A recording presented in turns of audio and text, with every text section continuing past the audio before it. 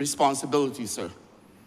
And therefore, when I can listen to people come to this chamber and do not connect with the reality of this world, but will continue with a type of politics, sir, that suggests to me that all we want to do is fool Barbadians into believing that you are better than the other and everybody except you is corrupt, when your actions on their own and by dint of what you have done, by taking the people's vote away from them who did not repose their trust and confidence in the party that you have gone over to, will suggest to me that that in itself is the greatest disservice that has taken place on the people of Christchurch South, sir.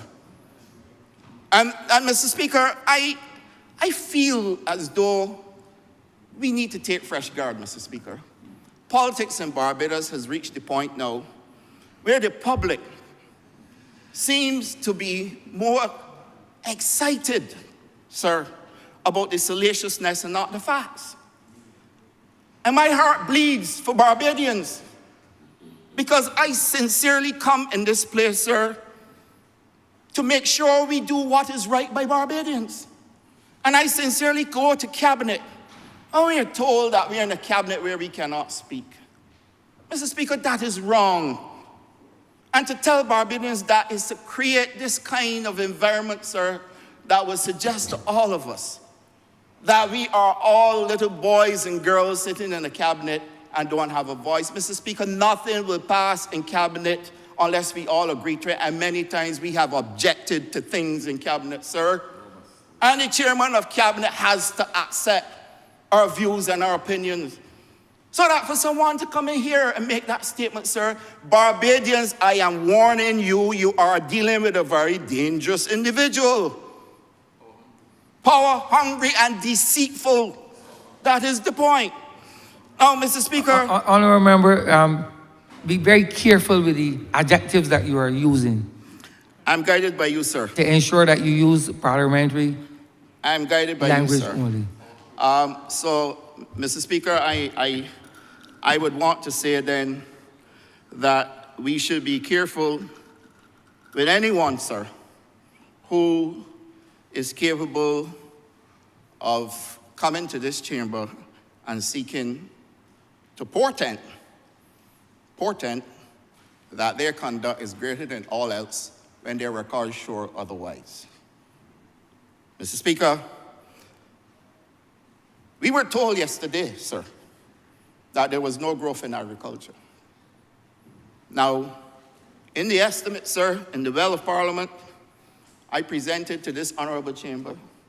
I'm looking at the clock, Mr. Speaker. Yes, I will give you adequate warning. Thank you, Mr. Speaker. I presented in this chamber, sir, growth in agriculture in 2023 over 2022 at 21%, sir. Mr. Speaker, when I finish my introduction, the honourable leader of the opposition, and I'm not so sure the conduct was honourable, but I remain honourable to this chamber. He turned around and said that public servants came in here and were forced to lie, Mr. Speaker, sir. That represents the greatest dishonour of this House, sir.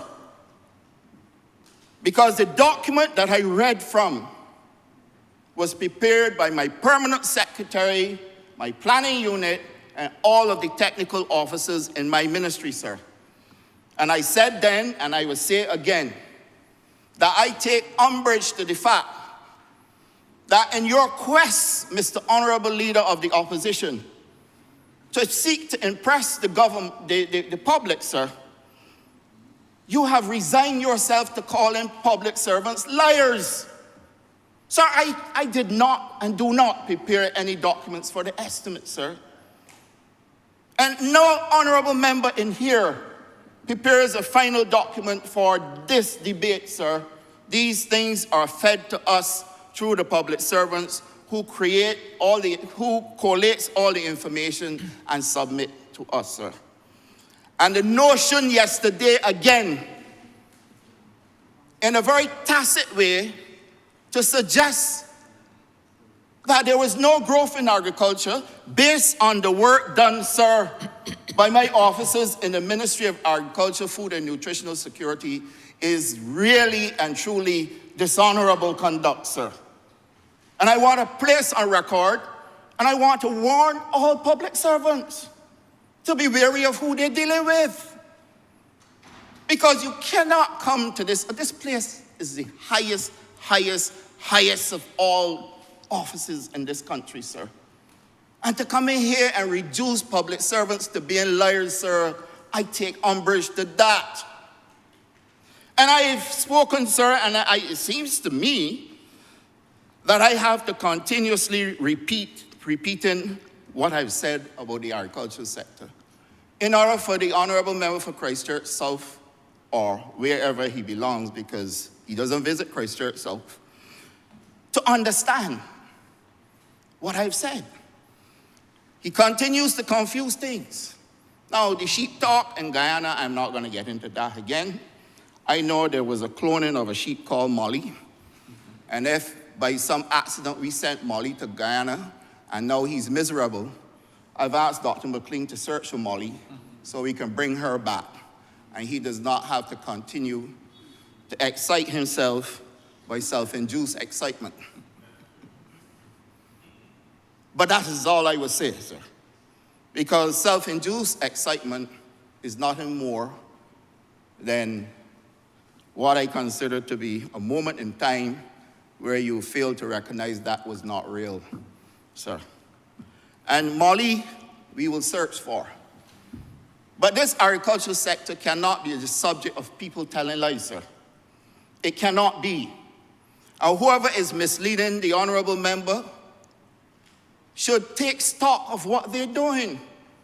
Now, I don't know if he's getting his information from the failure that was anchored at National Housing Corporation for many years but has achieved nothing, or from Mr. Ready-Made Jacket, who continues to speak on these issues as though he's the only authority, being a former Minister of Agriculture and has nothing to show for his time.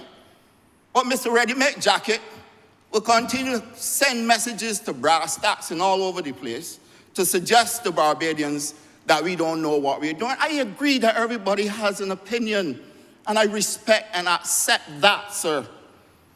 But you cannot continue to come across as though the officers in my ministry, sir, are nothing more than a bunch of people who are seeking to mislead this public. Sir, it is wrong. Ask your questions, give your opinion. But you cannot tell them if they say to us that we had growth in 2023 over 2022 that they're lying, sir. It is wrong. Now what we did is that we took a measurement of a 15 years period, Mr. Speaker, because I asked my permanent secretary to let us look at the sector holistically. We cannot continue to function in an environment where we seek to provide information only to suit our narrow agenda, sir. And therefore, I've asked that we look at a 15-year period to see what was happening in the sector. Mr. Speaker, we were not the government in 2008, sir. We became the government in 2023. In 2008, Mr. Speaker, this agricultural sector went through major fluctuations, sir. But the point that I took away from the information that was given to me, that in spite of the fact that we had our ups and downs in the sector, which tells me that it was not stable and will continue along that path. In 2020, Mr. Speaker, Barbados recorded its highest ever production in the sector over that 15-year measured period of 30.3 million kilograms of production.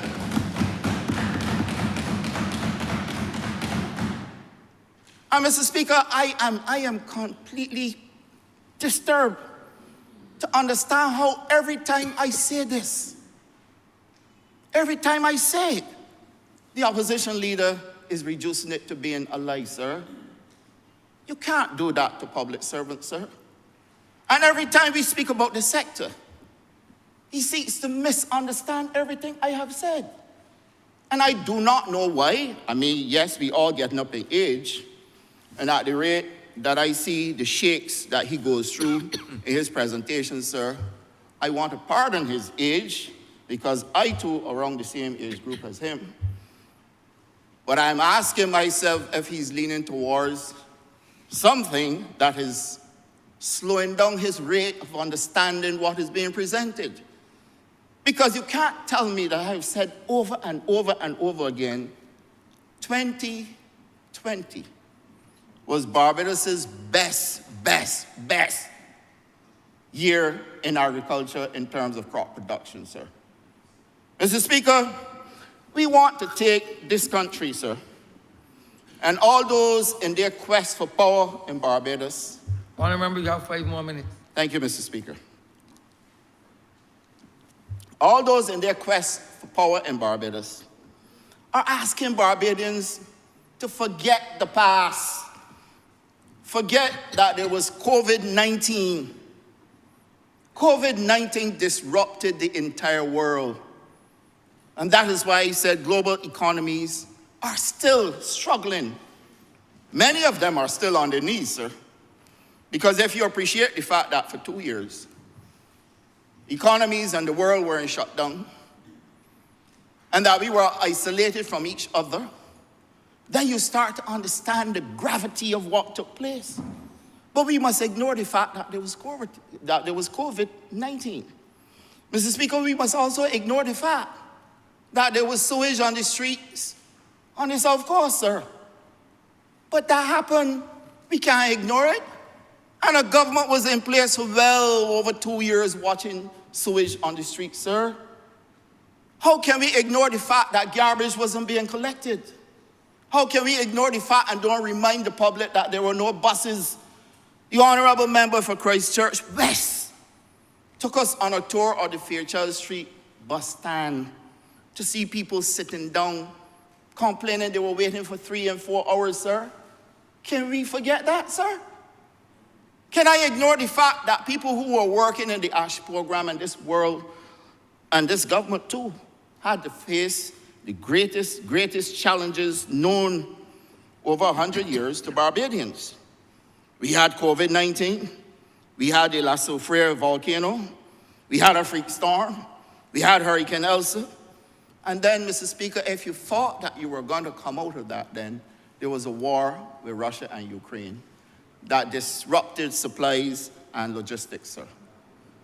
And, sir, then you had issues with the cost of fertilizers increasing, issues with shipping, a global rate of inflation that will definitely impact Barbados, sir. And then you want to say that we didn't have growth because it was led by inflation, sir. Growth is growth.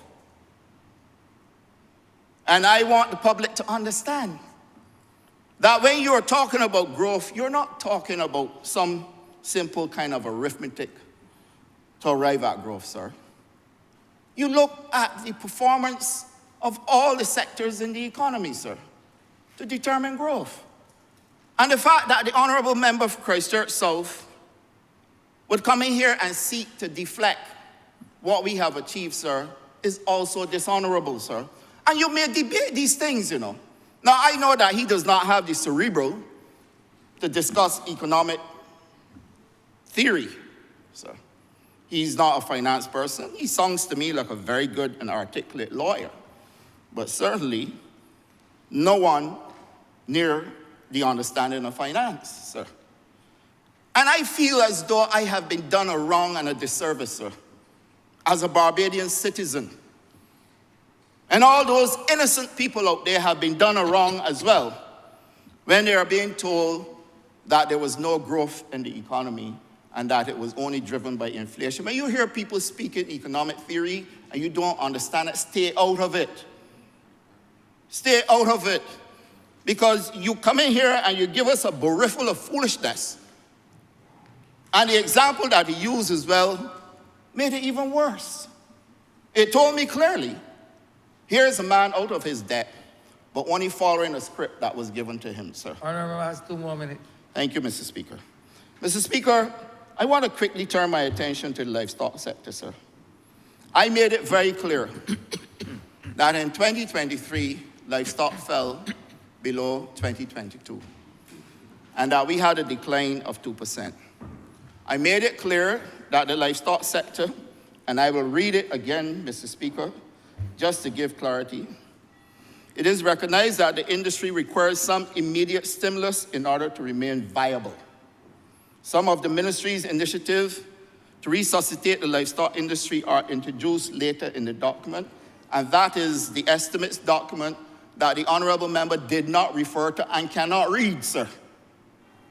These initiatives focus on both the quality and quantity of animals available to farmers. Mr. Speaker, coming off this, we met with the Minister of Finance, the Minister in the Ministry of Finance, the Prime Minister, who is also the Minister of Finance. Could the honourable member wind up, please? Yes, I'm landing shortly, Mr. Speaker. And we worked with the dairy farmers to come up with the initiatives that were laid in this Parliament in the budget, sir. And we are now working to reintroduce a guilt program for pork farmers to make sure we can ramp up pork production, sir. So that if you did not check the estimates, you will not know. And if you don't know where to find it in the estimates, you're worse off. So you come in here calling a bluff and trying to make people believe that you know what you're talking about when you're totally lost on what was in the estimates, sir. And Mr. Speaker, I am completely dissatisfied with the fact that my ministry can be treated to in the manner in which it was treated, as if Barbadians only want to hear lies and that there is nothing good happening in this sector, sir. Sir, I wish I had more time to delve into all the things that are happening, sir, including the tissue culture lab and all that is going to give us growth and further production in the sector and our seed bank. But Mr. Speaker, I want to say that I wish to warn all Barbadians that they need to be careful, because whilst it is true people want opposition, be careful with who you choose to be your opposition, sir. I am obliged to you.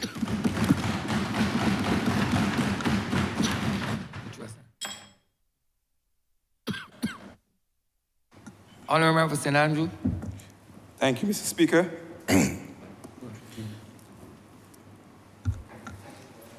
Firstly, I want to, at the outset, give my support, endorse this budget fully. I also want to thank those good people of the constituency of St. Andrew and all the 5 parishes that make up that constituency for reposing their confidence in me once again and giving me the opportunity to come here and speak on behalf of them and of the good people of Barbados. Mr. Speaker, I listened to the budget on Monday, and there were a lot of things that I support, a lot of big things, those macro things, but there were some smaller things. One thing in particular that stood out to me that I want to lead off with first this morning. In her presentation, the Prime Minister said, with effect from June 1st, 2024, 5 personal days will be provided to public servants to deal with emergent personal and family matters. And this may seem like a small matter, but to me, this is one of the most important things coming out of that budget on Monday, because there are a lot of people in this country, a lot of public servants, they're dealing with mental health issues, dealing with stress at work, and having to duck out and run to doctor to get time off, and having to be home feeling guilty because they're tired and because they're burnt out. This provides them with an opportunity, Mr. Speaker, to take those days, go and deal with themselves and rejuvenate, go and look after their sick members of their family, go and do their exams, deal with the death, deal with the homelessness, the breakups, everything that people are going through. A lot of people are going through things. And one of the things coming out of COVID is how important our mental health is. And you can't have a situation where you're at work and because the boss don't like you or don't care for you, you're made to suffer. You can't get a day off to do nothing or they want to cut your money. They want to put pressure on you. These are things that people are going through every day. And now I see that persons, I don't hope they don't abuse it, but I know they will use it because mental health is important. It's important that people can feel that they can take a day for themselves without being made to feel guilty. And that is important. That is just as important as having a raise to pay or not having any more taxes imposed on you. You as your personal well-being, a well-being day, a me day. Where I'm just looking out for me, taking care of me, so that I can be productive when I go back to work the next day. Because burnout is real. Stress is real, and it's a killer. So, Mrs. Spear, I just wanted to start by saying I really support this move. This is a master move. It might look like a small thing, but those out there in the public, those small persons working in public service who are suffering under an oppressive boss will benefit from this here, Mr. Speaker. So I just wanted to put out there because it's something that impacts the small man. I'm always out there. I always look out for the small man. That's been my thing from the start. And I will continue to look out for it. But I want to address something that was said yesterday by the member for Christchurch South, where you look at Rose. Now, Rose, I mean, I come from a constituency where Rose is a big thing. The rehabilitation of Rose is a big thing. And if I were to start with some of the programs that we're looking at in our ministry, let me start with the newborn, the baby, the Mill and Pave program. The Honourable member for Church South said yesterday that they're waiting for the rains to come. And for some reason, there are people like him out there waiting with bated breath for rains to come because they believe, for some reason, because we did all these roads and we did them quickly. And we did them all across Barbados so that all Barbadians could benefit. That somehow, that the rain will wash away these roads. I don't know where they got that from. I mean, he ain't need an engineer, but someone is telling him that because roads were done in numbers, and instead of doing one road every 3 months or every 4 months, we did 15, 20 roads in quick time. It's wickedness. Is that what it is? That people just hoping that the roads get washed away. But they didn't get washed away before. Where would they get washed away now? Because we build them quickly. Because we build them all across Barbados. Because we give people more than they expected. Just a couple months ago, December, January, people were complaining about potholes. In this country, potholes everywhere. The top of potholes. But I'm talking about the potholes now. Because as I said, we give them more than they expected. They expected that we will fix the potholes, but we went a step further and fix the whole road. And now you got people coming here hoping that the rains come, that we get the ground will wash away the road and mash up the road. I don't understand it. It's nonsense. In fact, apart from people complaining about potholes now, if you were to ask the honourable member, any of the members right here, no, people complaining about the roads so smooth now that people driving, people speeding on the roads. So now the biggest complaint we get now is for speed bumps, speed humps. Because there's so many smooth roads, people see smooth road, they put their foot on the gas. It's unfortunate. But it's something that we have to deal with. Because A, we're not going to stop paving the roads. We're not going to stop fixing the roads. B, we can't put speed humps on every road. It's not practical. But we have to talk to those drivers who are complaining, who are driving so fast because they see piece of new road. It's a thing about us. But that's the biggest complaint we're getting right now.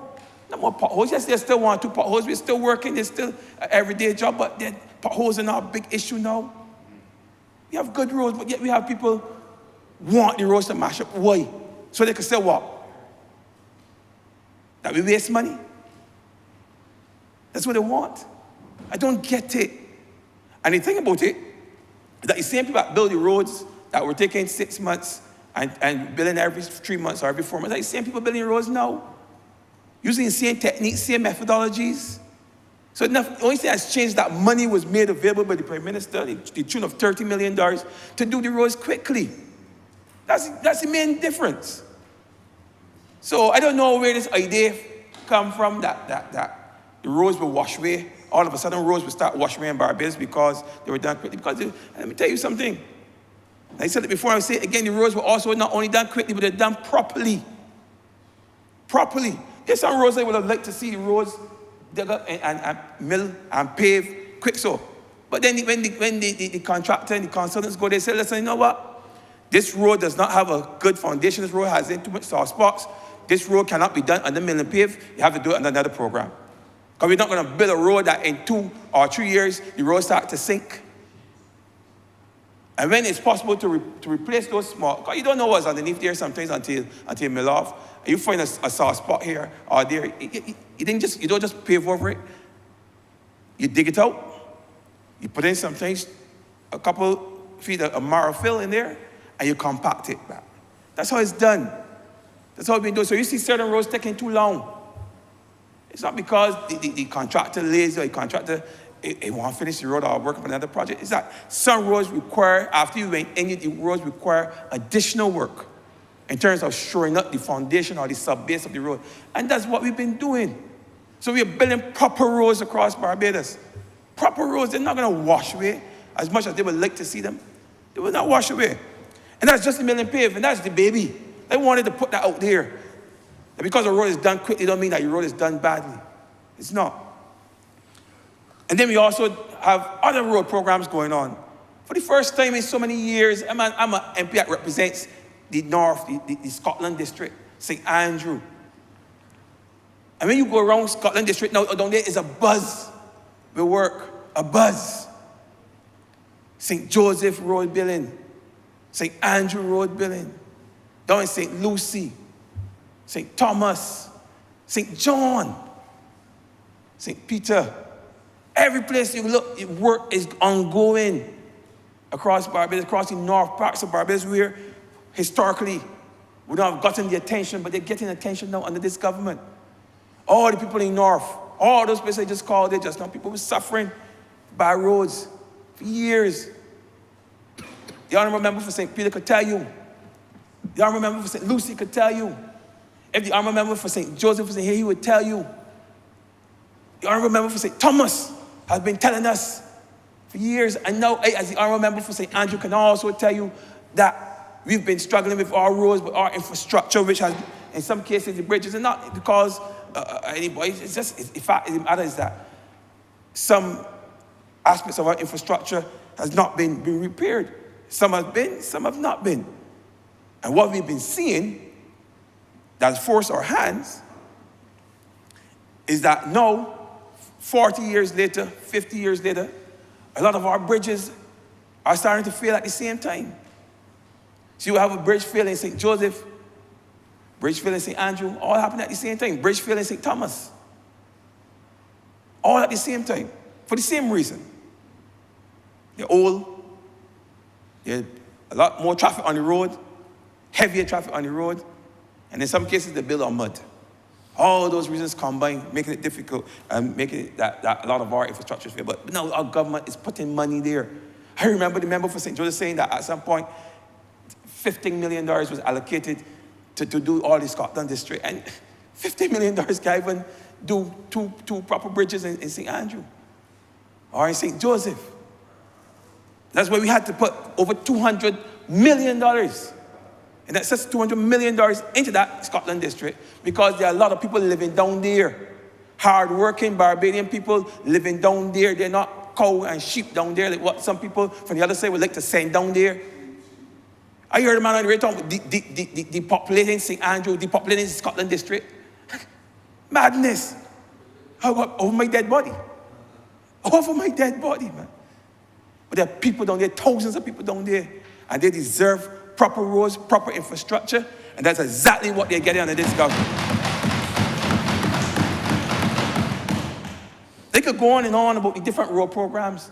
There's CAF, there's RCC, all intended to ensure that some of the major arteries leading in and out of the Scotland district and into the north of the country and the center of the country, they're talking about St. Thomas now, that those roads are paved, those roads are rehabilitated. That's what this government is doing. But I know I don't have a lot of time, but I want to touch on a number of different things, but I had to get that. You have 5 more minutes to touch on a lot of things.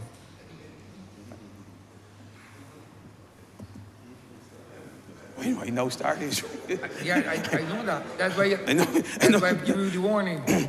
And I want to also look to at some of the efforts that the monies that were put into the Met Office. I mean, these little monies, people do not pay a lot of attention, but the Met Office. I didn't get too far into it. I give it as it relates to water. Don't worry. We don't do water. You understand? And having us, giving us that early warning, helping us to be prepared and be a bit more resilient. Because we have to be resilient. I mean, the honourable member just mentioned for St. Philip South, just said that in 2020, we were hit with a pandemic, 21, ash, 21, freak storm. Then the next week, Hurricane Elsa. And then when you thought it done, university didn't done with me yet. You understand? They had war and rumors of wars. And now you got a crisis in Haiti that it's going to impact us somewhere, and I don't know how yet. But we have to be resilient in order to combat these things. And resilient as it relates to food resilience, because any climate change, any impact on the climate is going to have an impact on food supply. Reducing in water is going to see a reduction in yield. Reduction in yield is going to incur an increase in costs. So these things have knock-on effects. But I like some of the measures that were put in place to ensure that the small man in the household in St. John and St. Andrew and St. Lucy and St. Peter, where we still have some pockets of water issues. That the Prime Minister put measures in place to ensure that those people, those households remain resilient. $1.5 million provide for water-saving devices. Then there's also the waiver on the import of duty, of import duties and VAT on generators and transfer switches. These are things that you need in terms of resilience.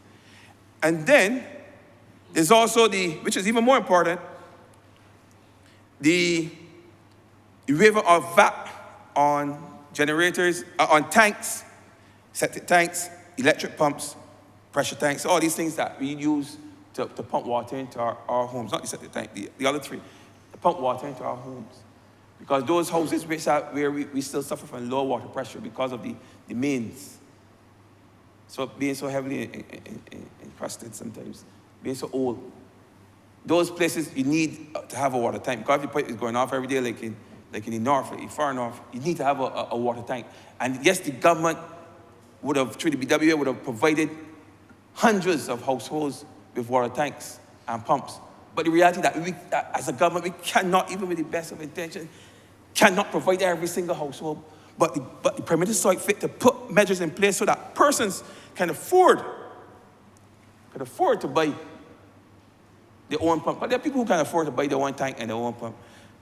I set up their own system. I remember that's 2 more minutes.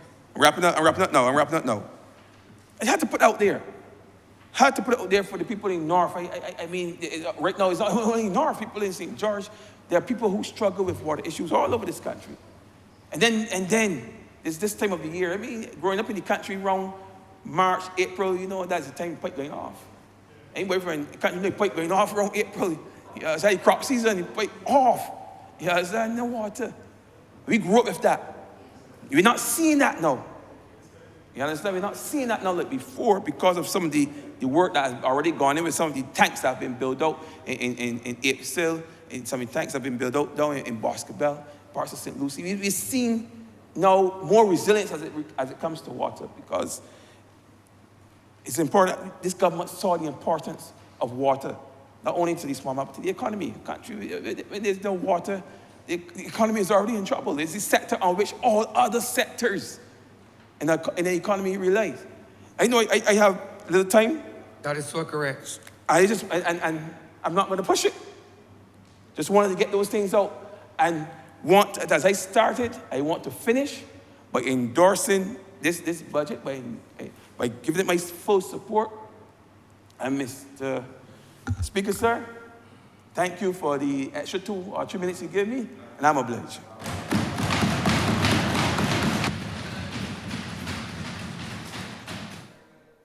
Honourable Member for St. Lucie. Mr. Speaker, sir,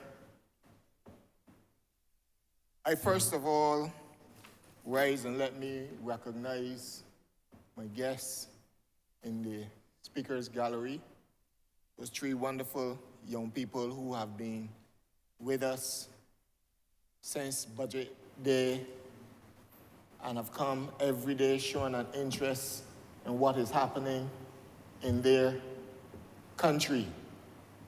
I'm certainly happy to welcome you here again today, and I trust. Honourable, they're not from your constituency, are they? Are they from your constituency? I just asked, Honourable just asking a simple question. No, sir. Are they from your constituency? No, sir. They're all Barbadians. They have connections. One has connections to my I understand. That's why I asked the question if they were from St. Lucie. I know the connection with St. Lucie and these pageants and stuff. Like, I'm very much aware of it. But I just thought that I hear the kudos being extended, which I understand. But the extra from you, I was just weary of. Continue, I remember. Thank you, Mr. Speaker. So we trust they enjoyed today's session as well. But what would have been disappointing for them, and I will get into that in a few minutes. Let me also express my thanks and my profound gratitude once again to the people of St. Lucie for so affording me this opportunity to represent them and speak on their behalf because of the confidence that they have reposed in me.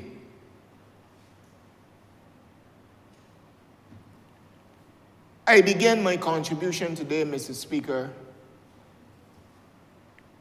with a reflection on where we were 6 years ago and where we are today. 6 years ago in May, we took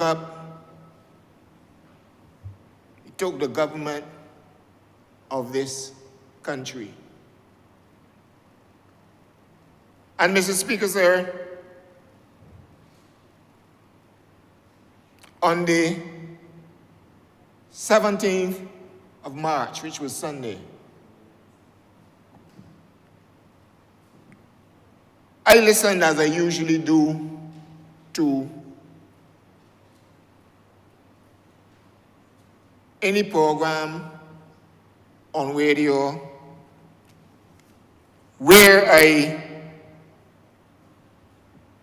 hear people of Barbados expressing their concerns, etc., or calling programs, and so on. I listened on the 17th of March to a program on the Voice of Barbados, which was then hosted by one of the persons apparently vying for the leadership of the other side.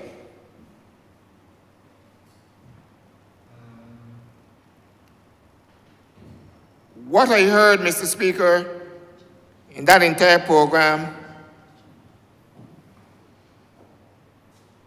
was synonymous with what we get from the other side and similar to what we got in here, what masqueraded yesterday, Mr. Speaker. As a matter of fact, I would not be unkind. I would not be unkind to the term reply to the budget, because during the course of time when I followed politics and during the course of time when I have been a member of this House, what we have had as responses to the budget far exceeded what we heard yesterday.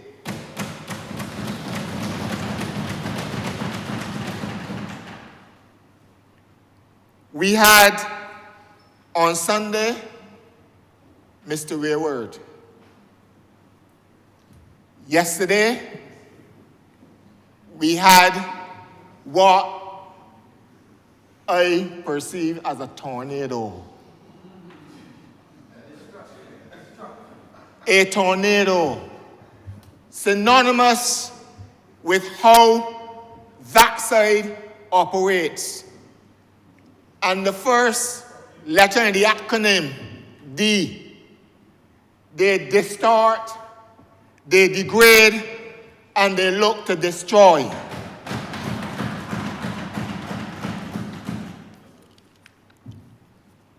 Mr. Speaker, sir, against this backdrop, I frame the few minutes I have to speak to the people of Barbados and to the people of St. Lucie in particular under this theme. Lest you forget and regret. Lest you forget and regret. I heard stories of how poor Barbados is, how everything is collapsing, how everything is expensive, how everything is out of reach. Nothing is working for Barbados and for Barbadians. That is what we heard, and we have been hearing over the past couple of months, Mr. Speaker, sir.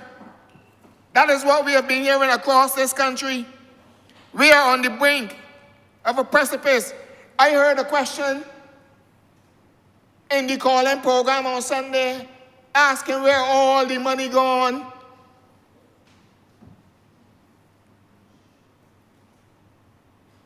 Honourable member for St. James South, I see you look back. And you know who asked that question. This took me back, Mr. Speaker, to 2007. It took me back to 2007 when such questions were asked, when Barbados' economy was floating, was fine. But in order to win a government, Mr. Speaker, these kind of questions, and you created that doubt and that fear in the people of Barbados' mind just to be able to win a government. Power hungry is the word my colleague described it with, Mr. Speaker. I heard about debt, how high the debt galloping out of control, all these things. Nothing is working in Barbados according to them. Nothing, Mr. Speaker. Could not connect with the budget. They could not, have not connected to this day to the budget. But I remember in the good book, it says, wisdom is too high for a fool. I ain't calling nobody no fool. Wisdom is too high. Too high. Mr. Speaker, sir, they would want us to forget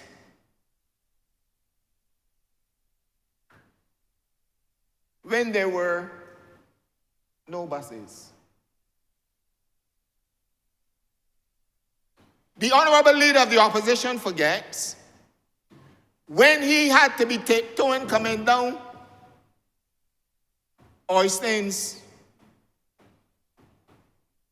stepping, didn't know what kind of water he was stepping in. When we had feces running on the streets. They would want us to forget, Mr. Speaker, when not one house was built, when public servants, Mr. Speaker, did not get one salary increase or got just one salary increase in 10 years. So lest we forget, because in 6 short years, according to them, Barbados out of control. And everything is wrong and everything is bad in Barbados. We face a pandemic. We went through a pandemic, Mr. Speaker. And this caring administration gave care packages to the most vulnerable all across this country.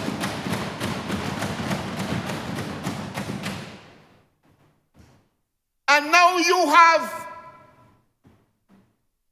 the great pretender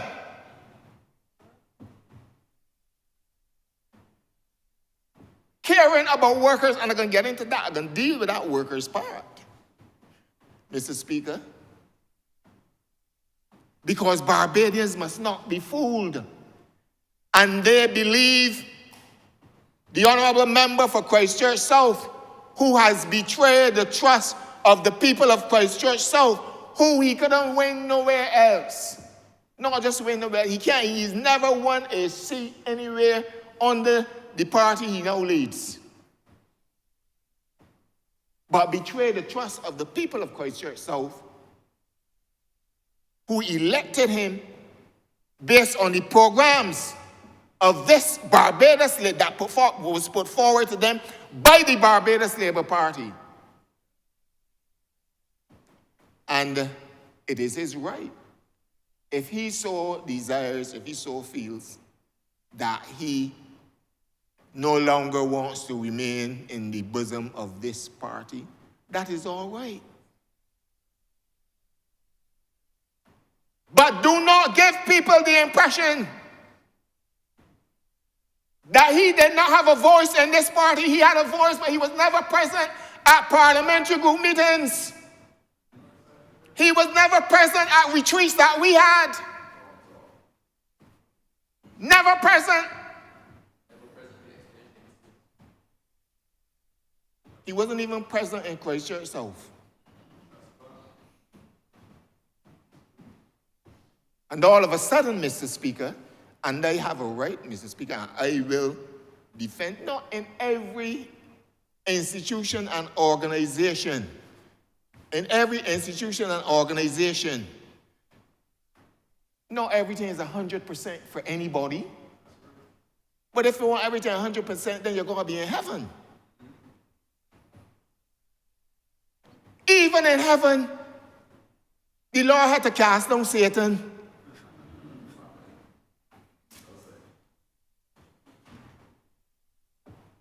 So not everything is right or goes the way you want it. But Mr. Speaker, sir, when you are a team player, you can share your views, but at the end of the day, you work,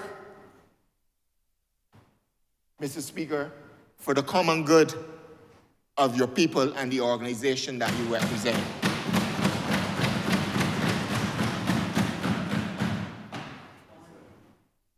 So we have a situation where we are made to believe that in this country today, nothing is working. Nothing good is happening. Nothing, Mr. Speaker. The workers are being unfaired, and we are doing nothing on their behalf. Mr. Speaker, sir, we talk and we heard talk about you're working on the behalf, you're on the behalf of the workers, the ordinary man. Mr. Speaker, I see yesterday there was a comment made with respect to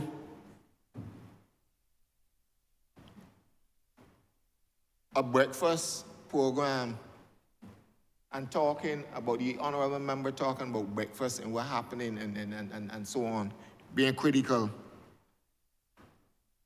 And somebody posted, Mr. Speaker,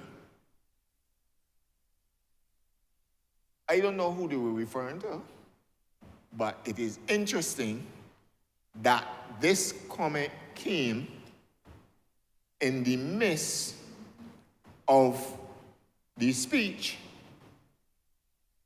and right after a comment was made in that regard, with regards to breakfast by the honorable member.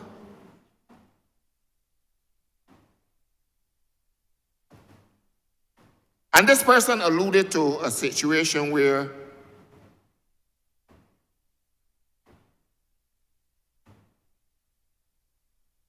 sponsorship was given to a certain camp. And people recognize, Mr. Speaker, the camp directors recognized that there were children coming to the camp without breakfast. And they asked the honorable member to assist in that regard for these couple of children, Mr. Speaker. And it was turned down. But you know what? The honorable member then took all the credit you had that you could get for the success of the camp. And come in here posing as though he believes he is Jesus. Pretending, I say he is the great pretender, Mr. Speaker.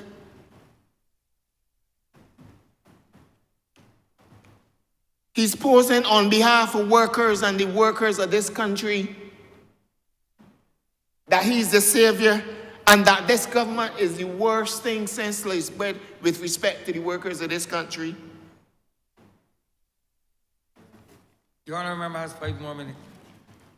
Lord, man. All right, Mr. Speaker, I will work with it with the 5 minutes. You can say a lot in 5 minutes. Mr. Speaker, sir, he went to town on the National Housing Corporation, and I know the honorable member for St. George South, when he gets the opportunity, will speak to all the allegations, etc., that he has made. But he didn't talk because he went back, looking at every year under this administration with what was happening, what was done and what was not done, etc.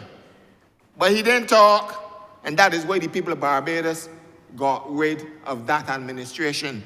He didn't talk about when the 2.46 million was being transferred from the Ministry of Finance to that agency, Mr. Speaker, for a number of years, for a number of months, for 18 months, without parliamentary approval. He talking about infelicities, talk about that. That is why the people of Barbados got rid of that administration. And this administration is now doing its best to bring housing solutions. I don't care with all the theatrics, Mr. Speaker, that were displayed with respect to what is happening, or with respect, in order perhaps embellishing the what he's saying for it to go into the hearts of people. Because you see, Mr. Speaker, how that side operates is that they come and they throw things out there, Mr. Speaker, for Barbadians to latch on to and believe it's true. I have a responsibility, Mr. Speaker, as a member of Parliament. And I will always say, all of us on this side, Mr. Speaker, we have a voice. We speak I can say, Mr. Speaker, in every parliamentary meeting, when there are major decisions to be made, our leader goes one by one by one by one by one.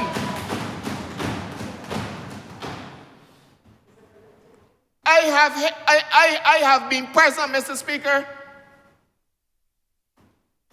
when, as they say, some of us lock horns with the political leader too, and you come in here to give people the impression, Mr. Speaker, about people can't talk.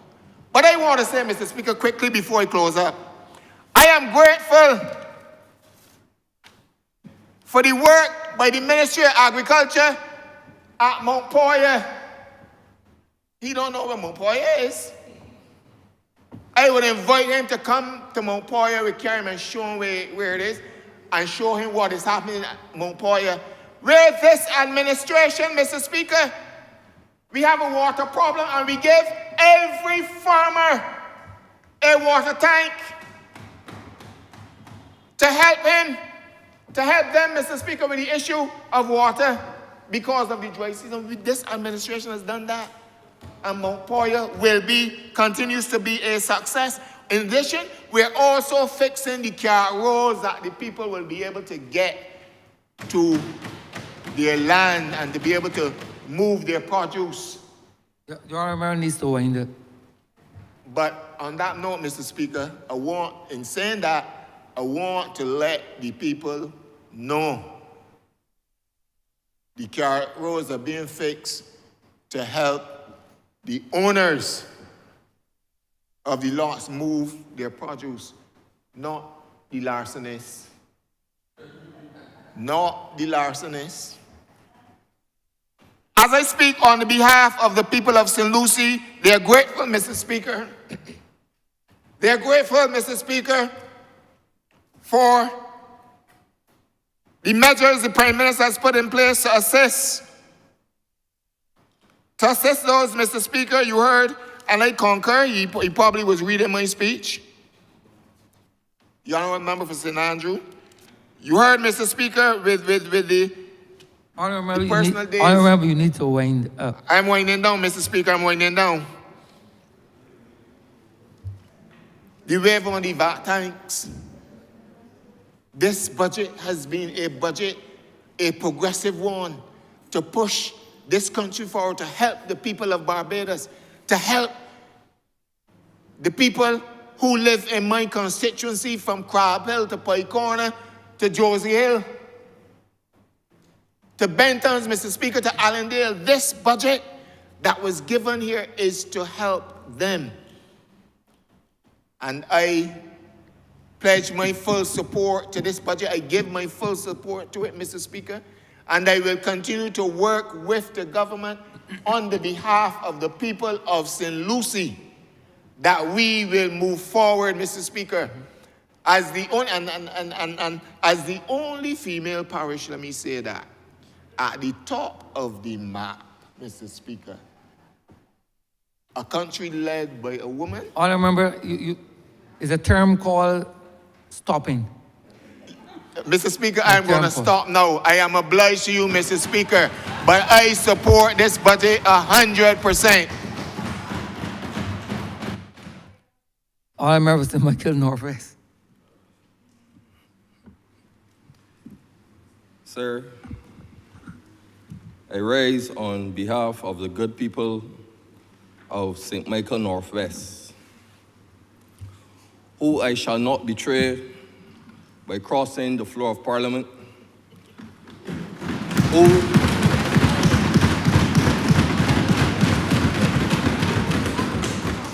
who I shall not betray, sir,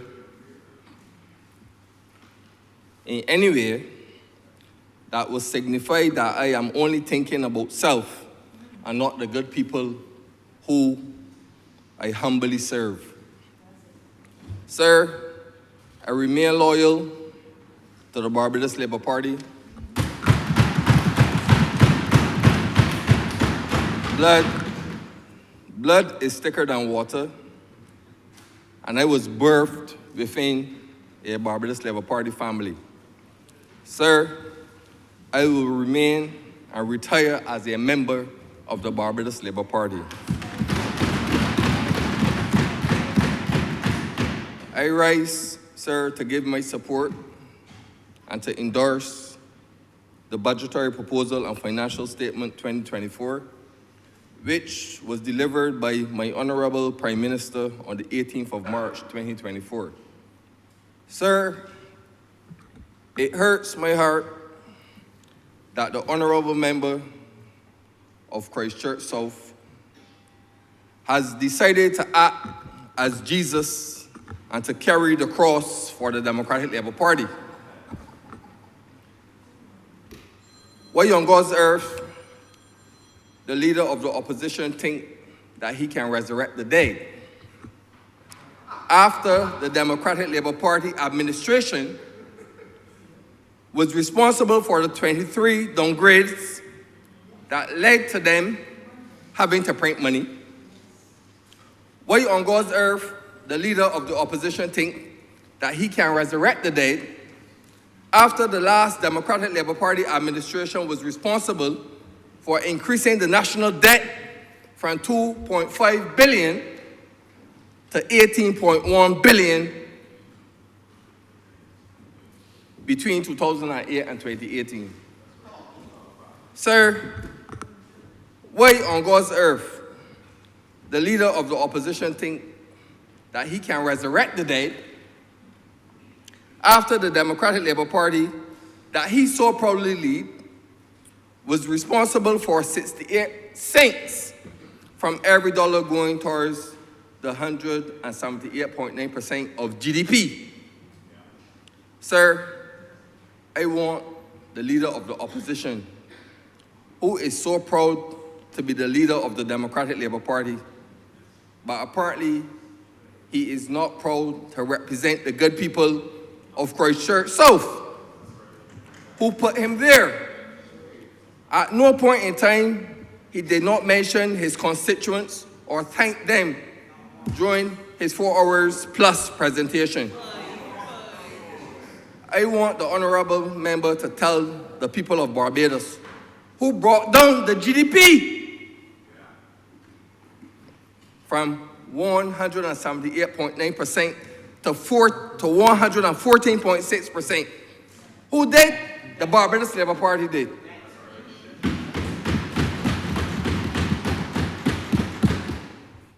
At no point did the opposition leader defended the lost decade under the Democratic Labour Party during his reply to the budget. You should not be a part of a political party that you cannot defend.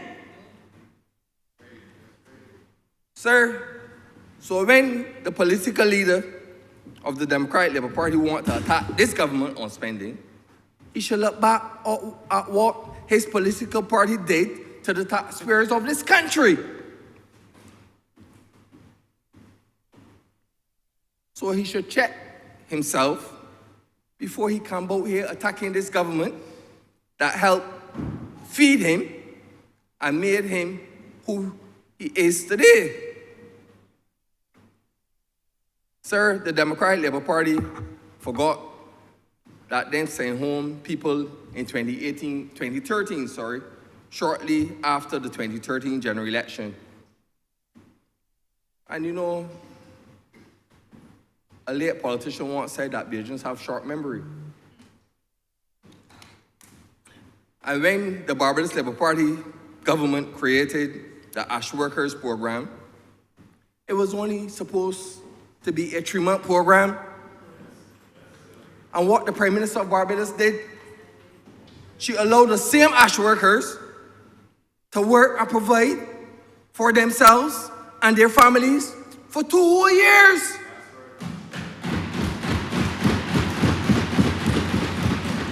And not only that, this government created opportunities through the Gateway program for the same Ash workers to embrace and to learn the skill and to become more marketable. Some of the same ASH workers from my constituency benefited from this Gateway Program project. And I want the leader of the opposition to name one such program that the Democratic Labour Party administration had implemented during the 10 last years.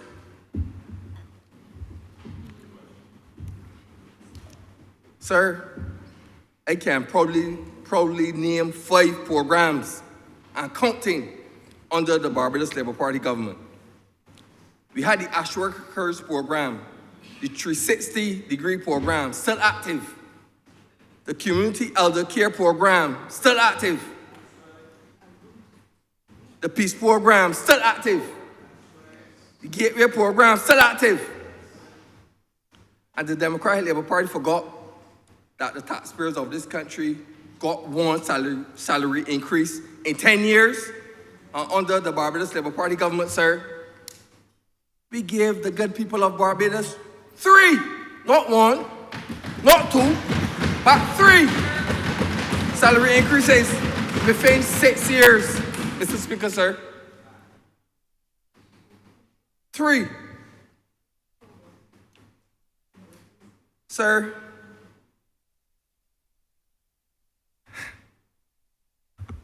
I will caution the leader of the opposition. He should be careful about who is leading him behind the scenes, because the Barbados Labour Party has 1 leader and the Democratic Labour Party has 2 who are battling for leadership, and more to come. Get your house in order, sir, before you come attacking the Barbados Labour Party government, who is more focused on governing this country and doing better for the people of Barbados.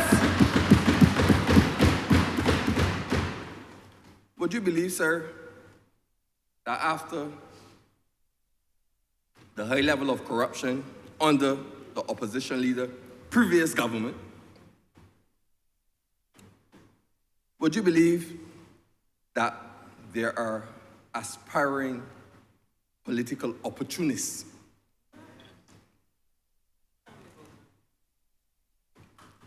who call themselves business executives,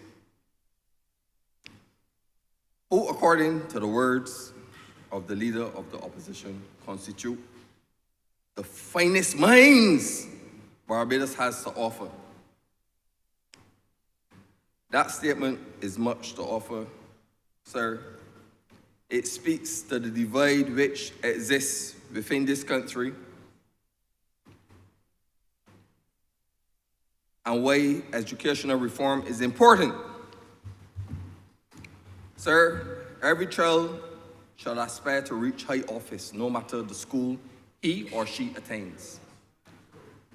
A man who has presented that he holds an MBA in finance from the University of Liverpool, and no such program is offered.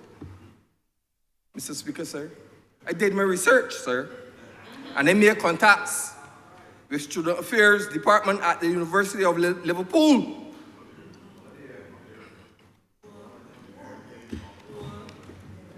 Sir, listen, and I have the documents that I could share.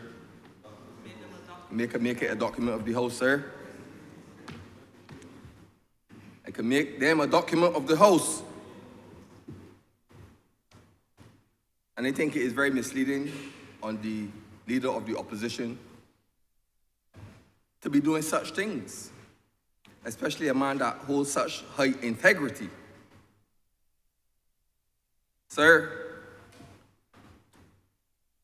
how can the leader of the opposition be embracing political opportunists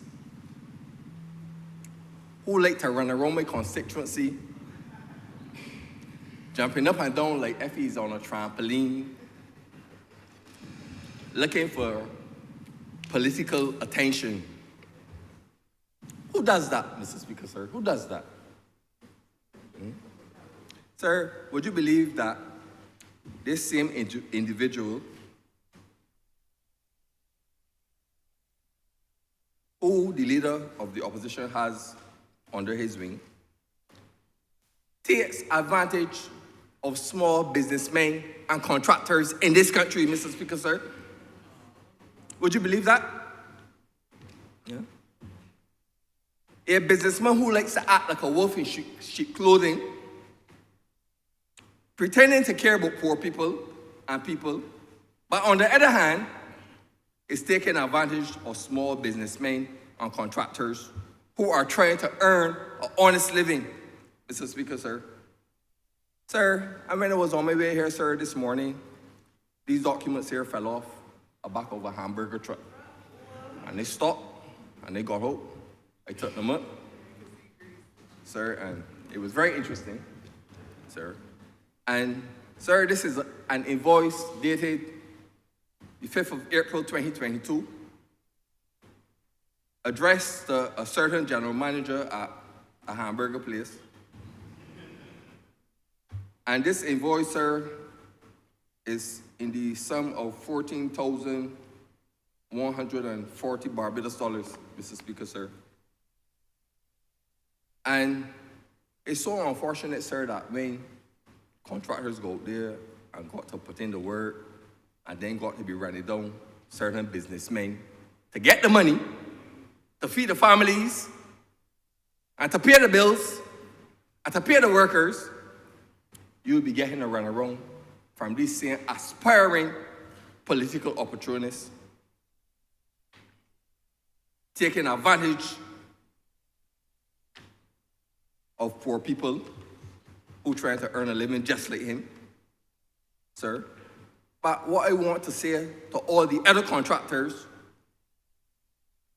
who the same businessman owe, I would like them to come to me and let me represent them free of cost. Unlike some people that turn the back on me.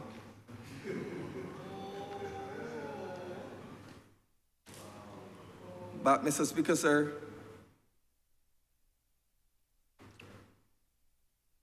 I want the opposition to know that I will remain focused when it comes to representing the good people of St. Michael Northwest. So when they're walking about looking for issues, I am on top of every issue that exists in my constituency. Every single one. And I will never turn my back on the good people of St. Michael Northwest. Never. I know sometimes it may be challenging, sir, to get certain things done because of the limited resources and manpower in some departments. When you have the treatment department, sir, servicing a whole island, sometimes it can be very difficult to get the team to come in to do work. The next challenge is with drainage, limited resources again, trying to get the drainage department to come and clean and clear some water courses because of limited resources when the equipment The honourable member has 4 more minutes. Isn't broken down, sir. But I want the good people to know that I am on top of these issues and I'm fighting to have these issues addressed and rectified. Sir,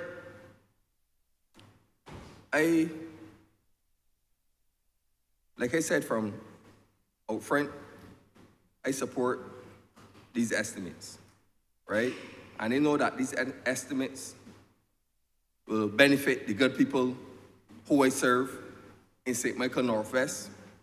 I started the farming program in Deacons, and I am presently working with the Ministry of Agriculture in trying to have access to the additional 5 acres that was approved for me to expand the agriculture program in Deacons. I'm also working, sir, on having the building blocks project executed for the good people in Golden Acre, sir. So these are things that I am optimistic about during the next financial year, sir. And I'm also confident that the amount of assistance that was given to the good people of St. Michael Northwest in terms of building houses through urban, I can assure the good people of St. Michael Northwest that more houses will be built during the next financial year. So these are the things that this government are doing for the good people of St. Michael Northwest, sir. And one of the other things that I am presently working on, sir, and I want to thank the Prime Minister, the honorable member for St. Michael Northeast, sir, for having the Deacons Resource Center transferred to the Ministry of Youth, Sports, and Community Empowerment.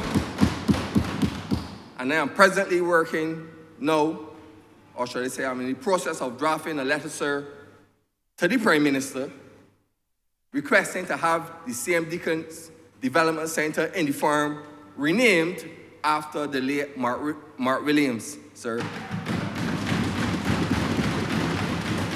So these are things that I am very passionate about, sir, when it comes to my constituents and my constituency, sir. So I don't mind all the hollow balloon that some political opportunists like to just run about the place and talk and want to look pretty, you know, for the fanfare. I ain't about that, sir. And I don't run to social media every minute, you know, looking for attention. Sir, I have done so much for that constituency, sir. And everything that I do, sir, I don't run to the nation or run to the social media and take pictures and post it on social media. That's not my style, sir. I remember you. Can you wind up, please? Sir, like I said, I fully support these estimates, sir, and I oblige to you, sir.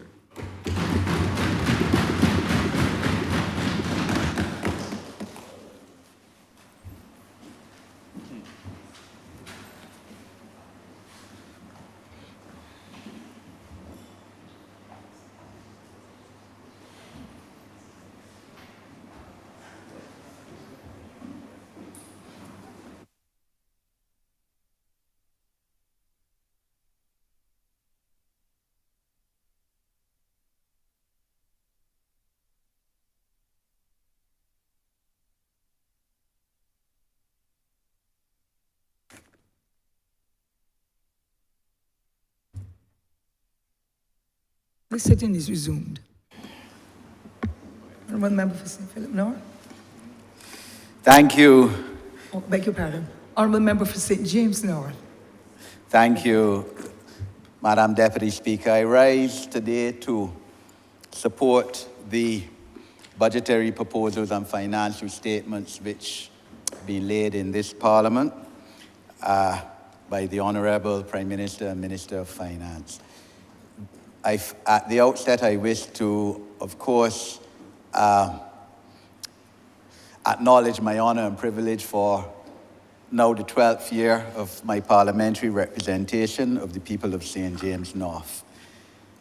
And I'll speak to what this government has been doing within that constituency during my presentation. First, wish to speak towards the comprehensive nature of the tax rebates and credits for projects aligned to national development which were delivered by the Honourable Prime Minister, especially in the areas of infrastructure, in terms of elderly care facilities, in terms of agriculture, technology, digitalization, cultural industries, water, storage, preservation, energy storage, the boosting of climate resilience, and the environment, all within these budgetary proposals.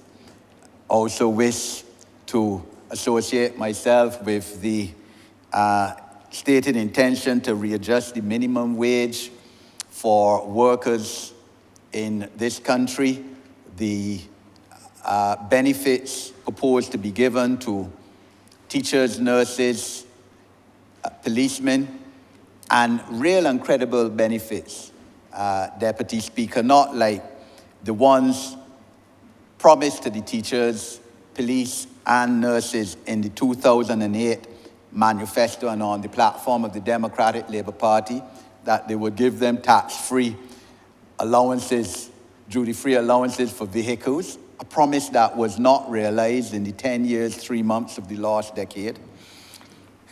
So there's something for everyone in this budget, Deputy Speaker. I first wish to address, for a while, business facilitation and investment proposals in the budget, then speak on issues relating to my constituency, and then, of course, I could not sit down, Deputy Speaker, unless I speak towards the issue of disabilities and the benefits in this presentation for people with disabilities. We have recognized, and ease of doing business has always been a difficulty in Barbados. Before COVID, we brought down Barbados from being one of the most difficult countries to do business in the world in, brought it down to number 119, sir, from 156. But then, of course, COVID came along. And since then, clearly, one of the prime aims of this government is to try and make Barbados a better place to do business. So we have proposed the creation of an intellectual property agency as a dedicated division to support the registration of patents and trademarks in accordance with various international conventions relating to intellectual property. This is key, sir, because that office, as it is right now within CAIPO, is problematic. I know that reforms are being carried out, proposals by a prime accounting company, but it is still problematic. It is still difficult to do business, especially within the area of intellectual property. They take too long in terms of applications, and therefore the proposal to intervene with the creation of a special dedicated agency is certainly noble, sir. The provision of a committee headed by the Honourable Attorney General and Minister of Housing to try to get a handle of the delays in property transactions, why it takes so long for property transfers, is probably long overdue. And some of the reasons, as the Honourable Prime Minister said, have to do with the state as well. And therefore, I certainly look forward to attending the sessions on this issue and making an input. And then, of course, the proposed creation of the entity called Business Barbados is key. The facilitation of business and ease of doing business, all spoken to in here, as well as the revamping and repurposing of CAIPO with the launch of an expanded and upgraded digital registry during this financial year. Because growth and investment has to be led, yes, by the private sector. It's never led by any government. And these are some of the proposals that will ease such.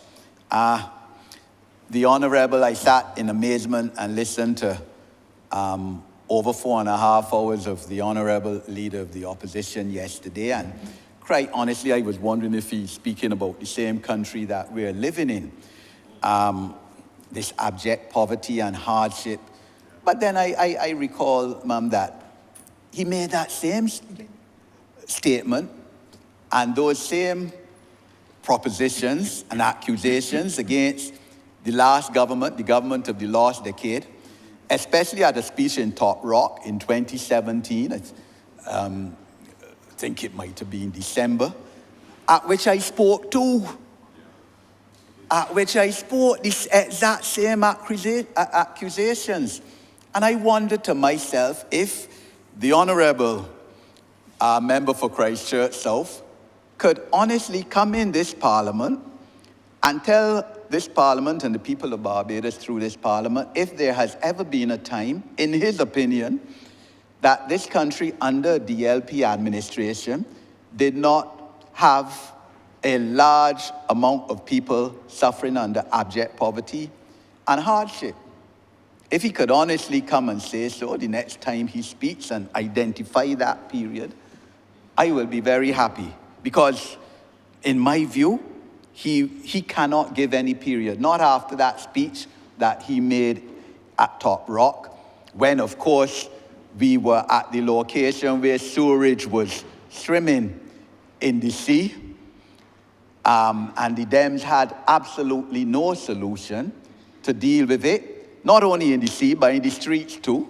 And the Dems had no solution to deal with it.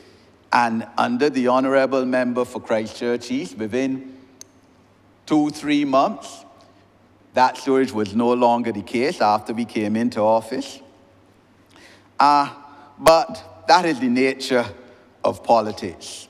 You know, and this is one of the reasons why people of Barbados, quite honestly, do not have respect for a lot of politicians, because you're not true to yourselves and you have no basic philosophy and standing and principle on issues. In terms of St. James North, Deputy Speaker, this is the first time in my, as I said, this is my 12th year now of parliamentary representation, that I can stand here and sincerely thank a Minister of Public Works and that ministry for the work that is being done in my constituency. Within the last 3 months, 10 roads have been done, Madam Speaker, Deputy Speaker. And within the last 14 months, 14 roads have been repaired, or at least the repairs started. Rotterdam needs to be finished. But if someone on Christmas Day had told me, Edmund, by mid-March, 10 roads would have been repaired in your constituency, 10 more roads, or at least started the repairs and the vast majority completed, I would have asked them if they need a head examining. More roads have been repaired in St. James North in the last 3 months than in the whole entire history of Barbados. And I've advocated for this to be done since I was nominated candidate for this party, and it's being delivered. It is true that the job is not complete, because there's still some roads in the St. Peter part of my constituency to be repaired. And the irony, as the Honourable Member for St. Peter and I joke about, is that I got 2 roads apparently repaired in the St. Peter part of my constituency, that the feeling was that they were in the constituency of St. Peter, so I probably benefited 2 additional roads. That is the honest truth, but it's well deserved. But now there's still, most of the roads in the St. Peter part of my constituency, except those 2, are still need to be repaired. I think Lower Bakers is going to be repaired under the direction of the Honourable Prime Minister last week, and repairs should start to that this week, and that's much needed. So road repairs no longer an issue now in St. James North, except for the St. Peter part, which I trust will be done within this upcoming financial year. New fish market, Spink and Span, Western, being constructed, due to finish around the end of this year, cost $3 million. The old fire station, which the Dems ignobly closed down in May 2017, without even telling me as parliamentary representative or the people who live in Western. Some refurbishment about to start there for that to be retrofitted to house a department or station of the coastal unit. Drainage, the hope and promise and expectation that when the new civic center is constructed above Trench, that part of that construction and mandate will be to deal with the problem of flooding in Trench, which all the rain has to do is set up. The sky has to set up and Trench flood out. But the Prime Minister, the Honourable Prime Minister, Minister of Finance, has addressed that too with her 20% rebate on access on assessed land tax for residential purposes that suffer from perennial flooding from rainfall and associated damage, provided that the homeowners have valid home insurance policies in place with flood insurance coverage. And this will be for the direct benefit of the owners of property in Trents. They certainly, Madam Deputy Speaker, have to insure their houses, which we have been urging them to do. Insure your house. We all know that property insurance has now increased. I got a bill for a property that a company of mine owns, and it's a 20% increase. But I appeal to Barbadians, don't let that deter you from insuring your property. And the people of Trent and other parts of St. James North which flood, I'm appealing to you to ensure that your property insurance is in place, covered with flood damage, and you will get a 20% rebate on your assessed land tax for so doing, because Trent clearly has to come within the ambit of one of the areas in Barbados where there's perennial flooding from rainfall. The issue, Madam Deputy Speaker, of the coastal infrastructural projects, which the Honourable Prime Minister announced will be implemented as a consequence of her signing the $50 million loan with the IADB in Dominican Republic 2 weeks ago. The area of Roadview and Mullins directly to benefit from that, because yes, beach erosion there as a result of climate change is a serious problem. And part of these monies, this 50 million, will go towards buttressing the coastal protection and the houses along in that area, which is a serious problem right now. Therefore, that proposal to urgently stabilize the shoreline and to enhance it in St. James North is key. There is also what remains from St. James North, of course, and we addressed this in the estimates, the issue of the sports facility, lack of a sports facility on the coast in St. James North, and I trust that an imminent location can be found for such by the Ministry of Sports. The issue, Madam Deputy Speaker, of disabilities and the benefits there have caused people who traditionally are not supportive of the Barbados Labour Party to tell me yesterday morning that this Prime Minister is the best Prime Minister Barbados has had for persons with disabilities. Member, please be reminded you've got 4 minutes to conclude. Yes, ma'am. Thank you. I spent the first 2 hours of my morning yesterday taking phone calls, responding to WhatsApps from people with disabilities all over Barbados who were extremely happy with the proposals that from October the 1st, because time has to be given to put in place, there will be categories of persons with disabilities will be given 100% non-contributory old age pension if you're an adult, 50% if you are a minor. And the Prime Minister said yesterday that she tonight will widen the categories which she named in her presentation 2 days ago, from the cerebral palsy, advanced multiple sclerosis, and autism. Because as she, and it's incredible, Madam Deputy Speaker, the Honourable Leader of the Opposition, his very first point yesterday, very first, that he thought he had a political win, was to read a letter from a caregiver of someone with Down syndrome, saying that, well, Down syndrome should have been included.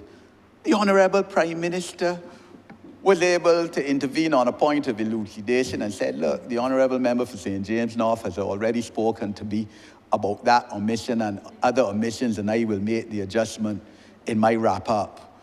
So you're facing, that is the opposition facing a mammoth first innings total by the other side of 500 plus. And first over, bowl, out. No point, dealt with. And the Honourable Leader of the Opposition would understand that because he was a cricketer of some sorts in the past. But, you know, Leviticus 19:14 says, don't curse the deaf. Don't put a stumbling block in front of the blind. Fear your God. That's something that always people who seek to serve the most vulnerable must be mindful of. And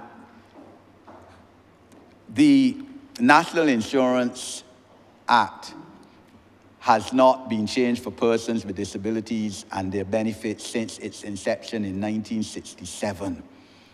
We have called, when it's people with disabilities, their stakeholders, have called on these changes which were announced 2 days ago for a very long time. Honourable Member, please make your wrap-up. And we look forward to these being implemented. Of course, I would urge, and I know that the Ministry of Labour and Ministry of Finance, Ministry of People Empowerment will speak with the stakeholders in the disabilities to make sure that the implementation of this is properly done.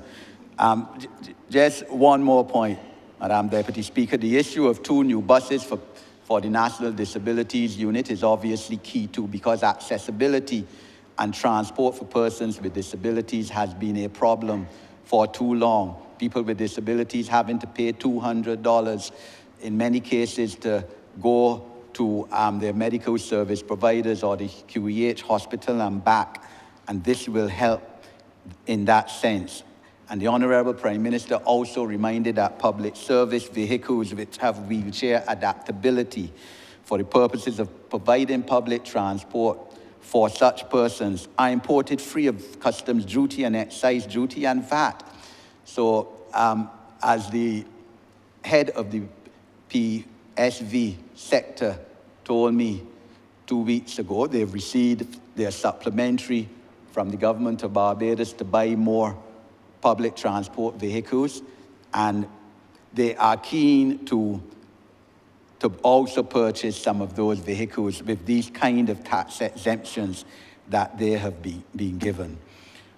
The issue of the credit tax, 75% tax credit for provision of educational and life skill facilities for persons with special needs, and the greater intervention in terms of diagnostic testing and screening for the children at both public and private schools to enhance special needs education, and the teachers' assistive technologies and Honourable Member, I hate to interrupt you, yes, but we do have limited time. Okay, ma'am. And I'd like you please to make your concluding statement. Yes, ma'am. Thank you. Are all benefits for persons with disabilities.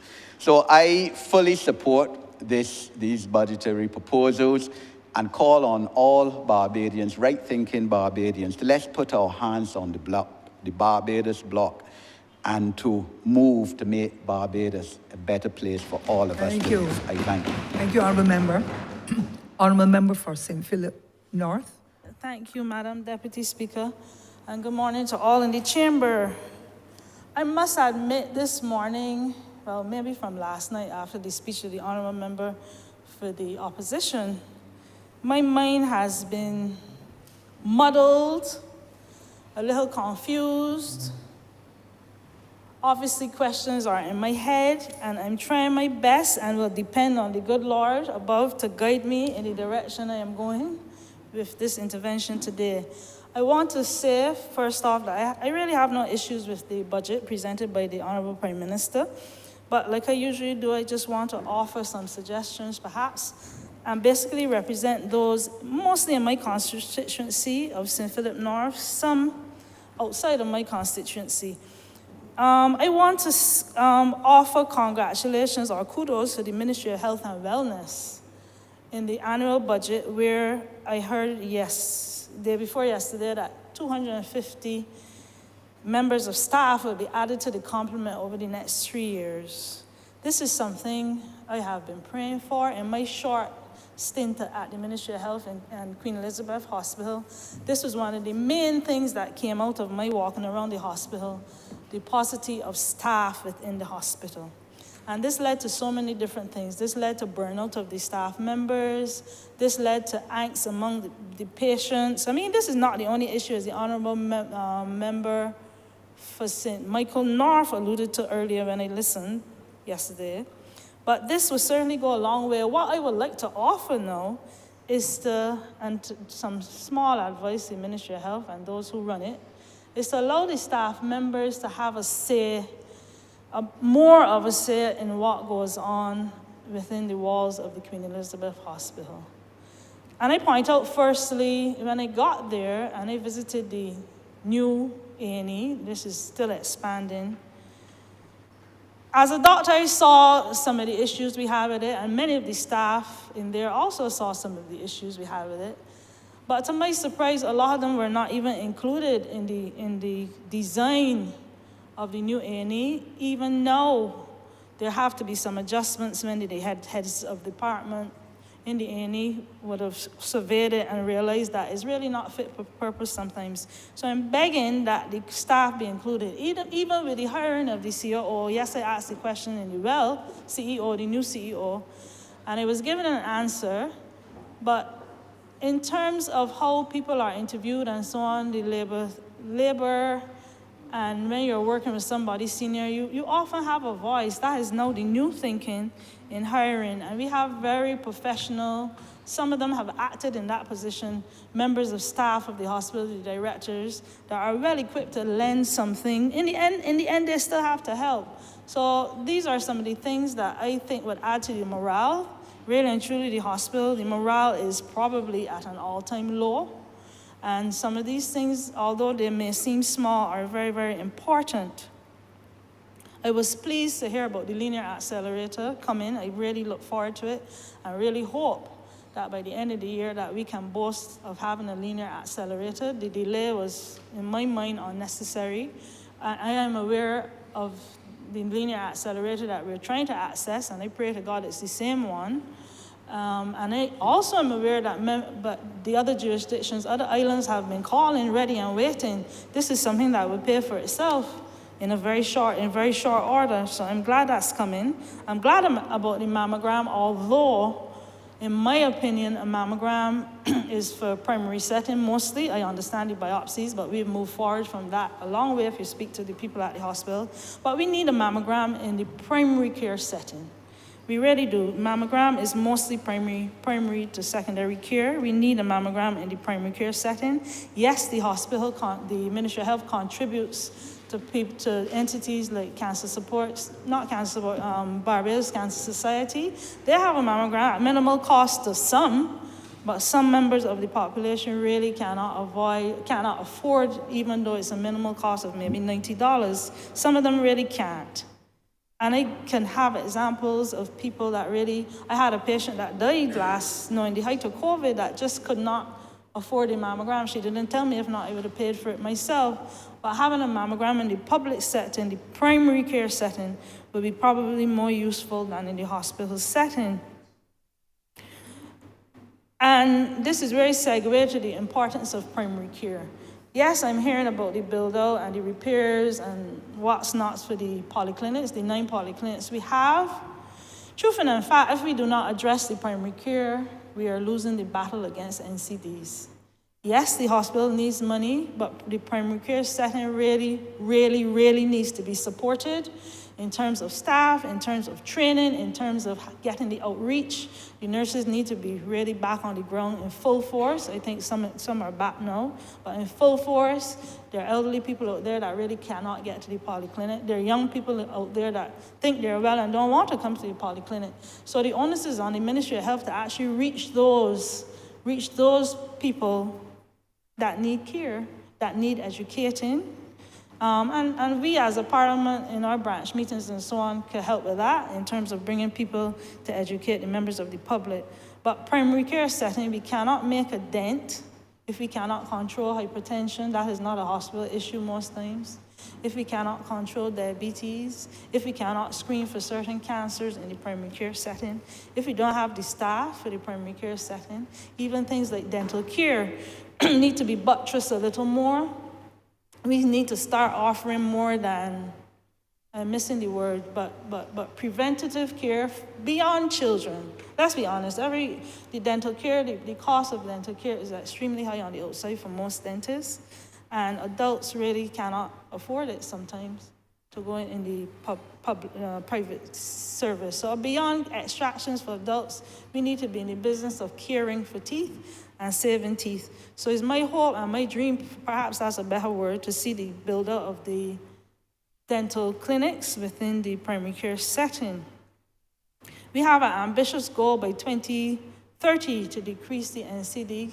It's a tall order, but I believe we can make some progress. We probably won't get there fully, but we can make some progress into putting a dent, at least to access the numbers that we have on the ground of people with plagued by the various NCDs, including cancer. Cancer seems to be a big one. Right now, I have probably 2 patients in my office that I probably won't see in January next year. And these are people that we need to help out, that don't know that they're ill, that we need to get to within the primary care setting. Within the hospital, the elderly for care, as we call them, is still a problem. It seems to be getting bigger of a problem. And that the issue is we have people who are well-to-do that just refuse to come for their relatives. In my time when I was there, we used to put the well elderly person on a bus or ambulance and take them back home. And that was it. Truth be told, I think some form of legislation has to be put in place where, and it's probably better with an example. I had an elderly, I hope he's home now, 90-something, full brain, sharp as a tack, dropped off at the hospital. He was well, not a relative, and these are well-to-do people. It was his house, his children are in the house and refused to take him back. In my day, we would put him in a bus, I saw over. In my time, put him in an ambulance and take him home where he belongs. This is not happening.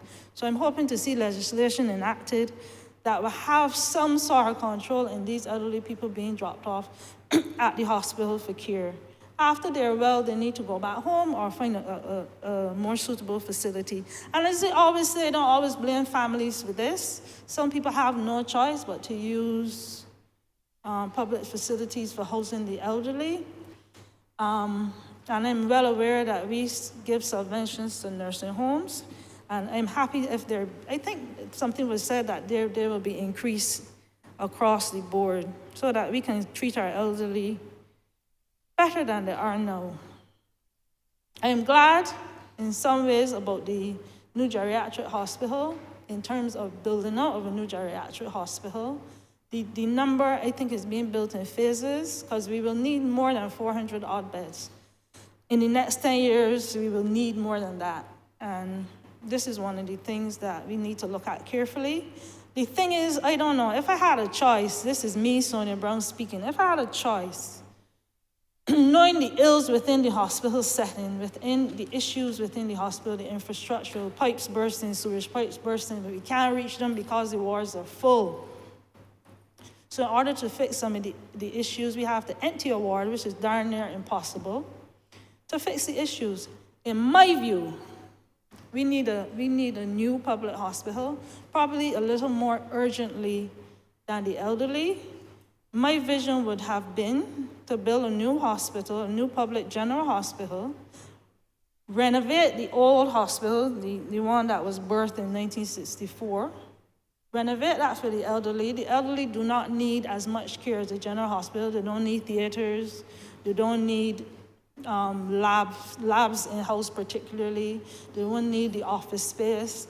They won't need a lot. So if I had to say, if I had to be president for a day, and I say president on purpose, this is one of the things I would really look into. The hospital really, really needs help. Really needs help. And we cannot get a lot further in the building as it is. I move on from that, and I heard somebody saying repetition, politics is repetition, and I will repeat myself again today. And this, I was accused of bringing my personal business to Parliament, but it was more than my personal business. It had to do with the residents that live around me and beyond with respect to this land tax issue. I think it is grossly unfair. For those of us who have to rake up that money, it is grossly unfair, and I repeat that again, repetition. It needs to be looked into. I dare say it needs a forensic audit. There is information out there, whether true or false. It doesn't have to be true, but it needs to be looked into. I am not one who will purport to doing away with the land tax. I believe taxes are there for a reason. We all know that taxes are there for a reason. But to ask members of the public to pay these exorbitant fees if you have over 2, and some are less than 2 acres. So what would my tax be if I had 1.999 acres? These are the things we need to look into that are hurting the members of the public. Those are agricultural land, that's no incentive at all to do anything on it.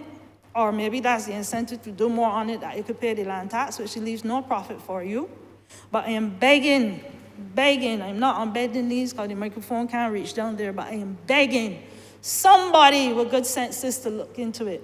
I will pay it. The danger with paying the land tax, I will pay some of it, is that you can't owe the government. The government can't owe you, but you wait with bated breath to get back your money from the government. We all know this with taxes. We all know this with land tax. So I will see for the next 5 years, or you have a credit and it will never be, I will still be asked to pay. So this is the dangers of it. I will be asked to pay interest rates on land tax if I'm late, but if the government owes me, no interest will be placed on that. And these are the things that we really need to look into. I am sorry that if I made some people uncomfortable. I was told lately that I made some members in here uncomfortable. I apologize for that. But these are things that affect my constituents. Or maybe I don't apologize for it. Let's leave it there. Honourable member, you've got 5 minutes. I have 5 minutes, ma'am. 5 minutes already. I want to bring up the issues of, let me start on a couple things. Within the workers that we all were proud of giving jobs to, I would like somebody to relook, and they have brought this up with the honourable member responsible for that ministry, and I'm doing it gently. I'm not quarreling. With respect to the NCC, I don't know what you call them nowadays, the people that work on the outside, they work week on, week off, which I think is hard. Week on, week off does not lend for anybody else to get a part-time job. So maybe we can think about that. You really can do a week on in any other job if you want to supplement your income. The other thing that vexes me a little bit, and I heard the logic behind it, is the being hired as self-employed, where people are expected to pay the NIS. The truth is, if I had a choice between buying food and paying NIS, if I have all the money in my hand, I would choose to buy food. And sometimes people have to be guided. If you don't see it coming out of your salary, you don't really feel it. They need a little help. And then some people at these NISS, whatever the name is now, tell them straight, you cannot register as a self-employed person, and which means vacations are issued. I will admit it, I have written sick leave papers so that people can get a little rest, because if they go on sick leave, they won't get any money because they haven't been paying. The other issue I'm seeing, 2 people came to me this week that applied for jobs in the hotel, both of them in their 50s. And they were told at the interview process, and the member for St. George North, hopefully will look into this. The lady was told that she's menopausal and they don't hire menopausal people. That's one. The other one, he was a chef, and they told him point blank they're not hiring anybody of his age. We have increased the pension age. We can't expect people to not work. So these are things the labor unions need to look into most urgently, because pension age have increased. Once you're aware of, make sure the people contact whoever. But these are the things, the roads, we need to get back into looking into these private roads that are all over St. Philip, at least St. Philip North. They're private on paper, but they're really not private in practice. Everybody goes through the roads, we can't get them fixed, they're full of holes, people's cars are being destroyed. I want that looked at again. I'm looking to see what can be left out. I want that looked at again. People are crying out to me. Kaipo, I brought this up in the estimates last year, with those who are asked to file annual returns, small companies that have a revenue of less than $1 million. I have asked the DLP, give us the privilege of costing $10 a day for late filings. Some people were not aware that they were supposed to file. Our administration put a cap of that of $3,000 per year. I am aware of small businesses who were 8 years in filing. So their bills are up to like $24,000 more than that. I'm asking, and you can apply for a waiver, but the issue is nobody answers the phone. Nobody answers the phone, so applying for you give them all the information that you need, but nobody answers the phone, and small businesses will be hurting. So I'm asking for that to be looked into, or a waiver proposed, or something to that effect. These are the things I can bring up quickly. The other things would be Ministry of Housing, between them and rural, to help with these houses that were damaged since hurricane. All of them, some of them are still there. Pit toilets are still there, and we pay pit toilets are there to be built. And we are paying the sewage tax, that the garbage and sewage tax. My constituency reaps no benefit. I'm hearing the Peter pay for Paul's story, but seeks no benefit from the sewage tax. That can be righted if these pit toilets can be put in, if people can be assisted with digging wells, which we have applied as a constituency, in my constituency office, for several wells to be dug. We need to get something out of what we pay. I understand the garbage. I'm wrapping up now, Madam Deputy Speaker. I'm grateful for your ear. All of my other issues can come up at another time. Thank you very much. Honourable Member for St. Peter.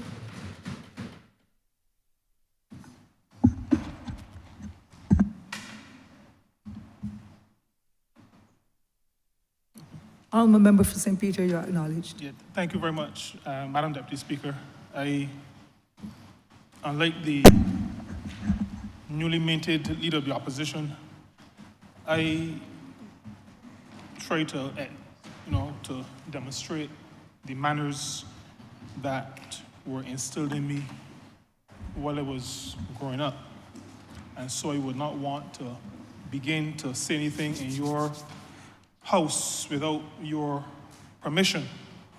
Permit me first to thank those who have sent me here to represent them, to speak on their behalf, the people of St. Peter. I speak in their name. I speak with their permission. They have been accustomed to good representation in this place and in other places, and I recognize the responsibility that lies on my shoulders, even as I stand to represent them. But I do it with honor, and I do it recognizing that I bring to this place the substance of what they want expressed. Now, we saw, or were treated to, what in my mind was some of the worst theater in my recent memory. I mean, I've been to many plays at UE. I attended Laugh It Off this year. And you get good theater. Sometimes you get theater that is so-so, poco. But last night for 5 hours, we were treated to bad theater. If I'd paid Madam Deputy Speaker, I would have demanded my money back. It was awful. It was really awful. And you know that I sit in my seat most of the time unless I have to go to the washroom. I became very upset when the members of the Democratic Labour Party walked out. I thought it was disrespectful. But Madam Deputy Speaker, there came a point in time when I have done so many conciliations, and I can sit for a whole day just hearing the back and forth. But last night, I was forced to agree with those Democratic Labour Party members who walked out. And I do not feel proud saying that, but I really was forced to. We were treated to allegations. We were treated to what in St. Peter we call dropping remarks. Nastiness is not parliamentary. And I am hoping that one of my colleagues can give me a substitute word for it. But that is the word in my head. I'm not going to repeat it. It is the word in my head. I think we have sunk to a low, and I'm not going to say a new low, only because I am not, while very new, relatively new to Parliament, sitting in Parliament, I've been following parliamentary debates for quite some time. And I know that we've had low points in Parliament before. And human beings sometimes tend to think that what they are experiencing is either the best or the worst ever. I'm not that naive. But we have reached a recent low. We've come to a point where an honourable member can say, well, I have the right to be wrong, but I'm going to say this. And it is a remark that is a slur or an allegation, no evidence to back it up. Or you can have an honourable member who says, well, I don't know everything, and then he says something. Now, Madam Deputy Speaker, you know, I really didn't come to this place for that. If I wanted to engage in what the King James Version of the Bible calls filth or filthy, there are many rum shops. There are many places that I could go and get involved in this kind of gutter activity. I would not need to come to this place to engage in that kind of stuff. Now, last evening, we heard things like questioning our motives in terms of helping the poor, and allegations that we are not elevating the poor. The Honourable Member for St. James North said he was not sure where the Honourable Member for Christchurch South is living, if we're living in the same Barbados. You've heard, Honourable Deputy Speaker, much of what we have done as a government since coming into office. We have increased old age pensions, non-contributory old age pensions. We've increased contributory old age pensions as well. As a matter of fact, in January of this year, 4.5% pay increases. The Honourable Prime Minister spoke on Monday evening to the underserved professionals. But before we got to the underserved professionals, we addressed the plight of persons who we consider to be the forgotten petrol station attendants, who now enjoy a minimum wage of $8.50 per hour, who now are entitled on an annual basis, at no cost to themselves, medical checks. And not the medical checks where a doctor spends a minute with you and put something on your chest, listen to your back, look in your eyes, and then tell you to pay $70 at the door or at the secretary. I'm talking about medical tests that are appropriate to persons who are working with fumes. We have done, and I know I don't have a whole lot of time, but we have done so much to start the process of uplifting people in this country. I'll say one thing, Madam Deputy Speaker. I have much more confidence in the people of this country. Much more confidence in the people of this country than the Honourable Member for Christchurch South.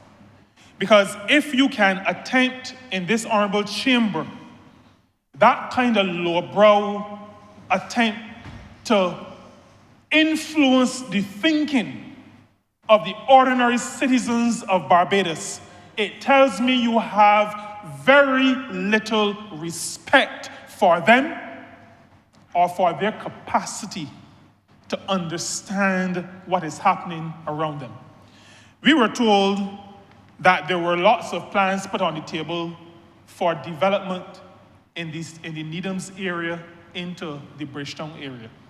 Now, on the face of it, one would think that there was merit to the claim. But the claim does not recognize what the entire, I almost have to say the entire universe has recognized. That we lost 2.5 years to a pandemic.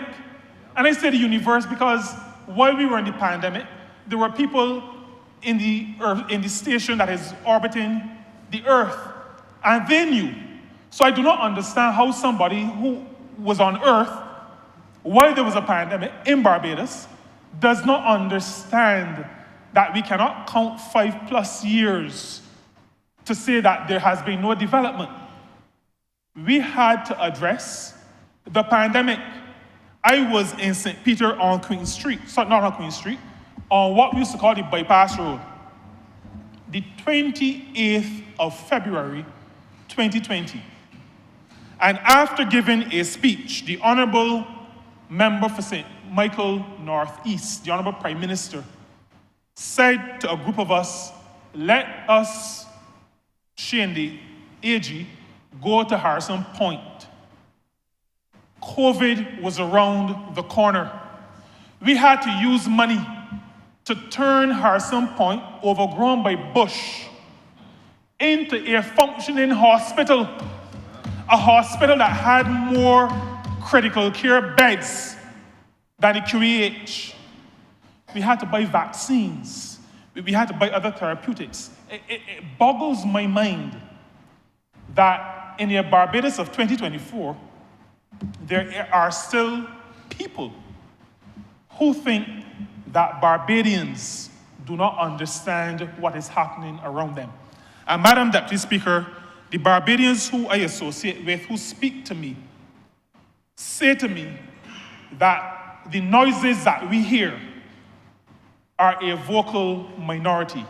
Now, while that may be true, I will not make the assumption, and I believe that we have to continue to share with Barbadians what the reality is, and not what is spouted or not what the remarks that are dropped by people who want to infect the brains of right-thinking Barbadians. We were treated to statements like disincentives against NGOs. Now, where does that come from? Disincentives against NGOs. The ministry I have the honor to lead has been, over the past 2 years, putting on seminars. As a matter of fact, up to about 4 weeks ago, a seminar, a workshop on governance for about 40 NGOs in this country. And all of them expressing gratitude for the work this government is doing on their behalf, building their capacity, allowing them to be in a position that they can execute the mandates that they are so passionate about. But somebody comes to this honorable place well, I almost said to dirty the place, but to infect, that is the word I wanted, to infect this space and the minds of Barbadians with things that bear no relationship with reality. An attempt last evening as well to confuse the public, but the effect was confusing himself, and I refer to the Honourable Member for Christchurch South, attempting to explain to this chamber growth, using an illustration and then speaking about, inflation means that there is no growth. Now, the honourable member is not in his seat. We are not surprised only because for 5 years, the honourable member was hardly in his seat. And that is the reason why he has not been able to familiarize himself with the estimates, with the policies of the government. He's not been around. But we've explained on many, many occasions the difference between nominal GDP and real GDP. If he were here, I would have shared with him that real GDP, first of all, the growth in the economy has been real growth. Now, real in economics does not just mean the traditional genuine. Real is used to contrast it with nominal, so that you take out the inflation, you adjust for inflation, so that the growth that we speak about is actual growth, additional goods, additional services, the gross domestic product. What Barbados is producing has increased in real terms. But this is the product of an absent body. And since the mind is connected with the body, if the body is absent, then the mind is also similarly absent. And I take the opportunity not to discredit the honourable member, but just to share that, if you go to school in August, there's a limit to what you can do in an examination. Honourable member, you've got 5 minutes, sir. And that's 5 minutes is good enough for me. Let me transition from describing, this bellowing, bellicose kind of behavior to a human-centered budget based on a human-centered approach to development. I spoke about what we've done in the past with respect to some of these persons' occupations and persons in occupations who've been forgotten. In this budget presentation, Madam Deputy Speaker, we heard about the new self-employed regime by the National Insurance and Social Security Service. I hope I've made the name clear for the honourable member for St. Philip North. The National Insurance and Social Security Service, a name chosen by the staff of the organization because it is their intention, supported by the ministry and supported by their minister, that their focus will be on service. A new self-employed regime that allows self-employed persons to contribute at any point in time during the year. We've taken away the requirement for filling out forms, for going in to pay. We're making it easy for people to contribute. The budget presentation spoke to that, a human-centered approach to development. The budget also spoke to how we will speak to moving the minimum wage. This party in office is the first party to establish a national minimum wage in this country.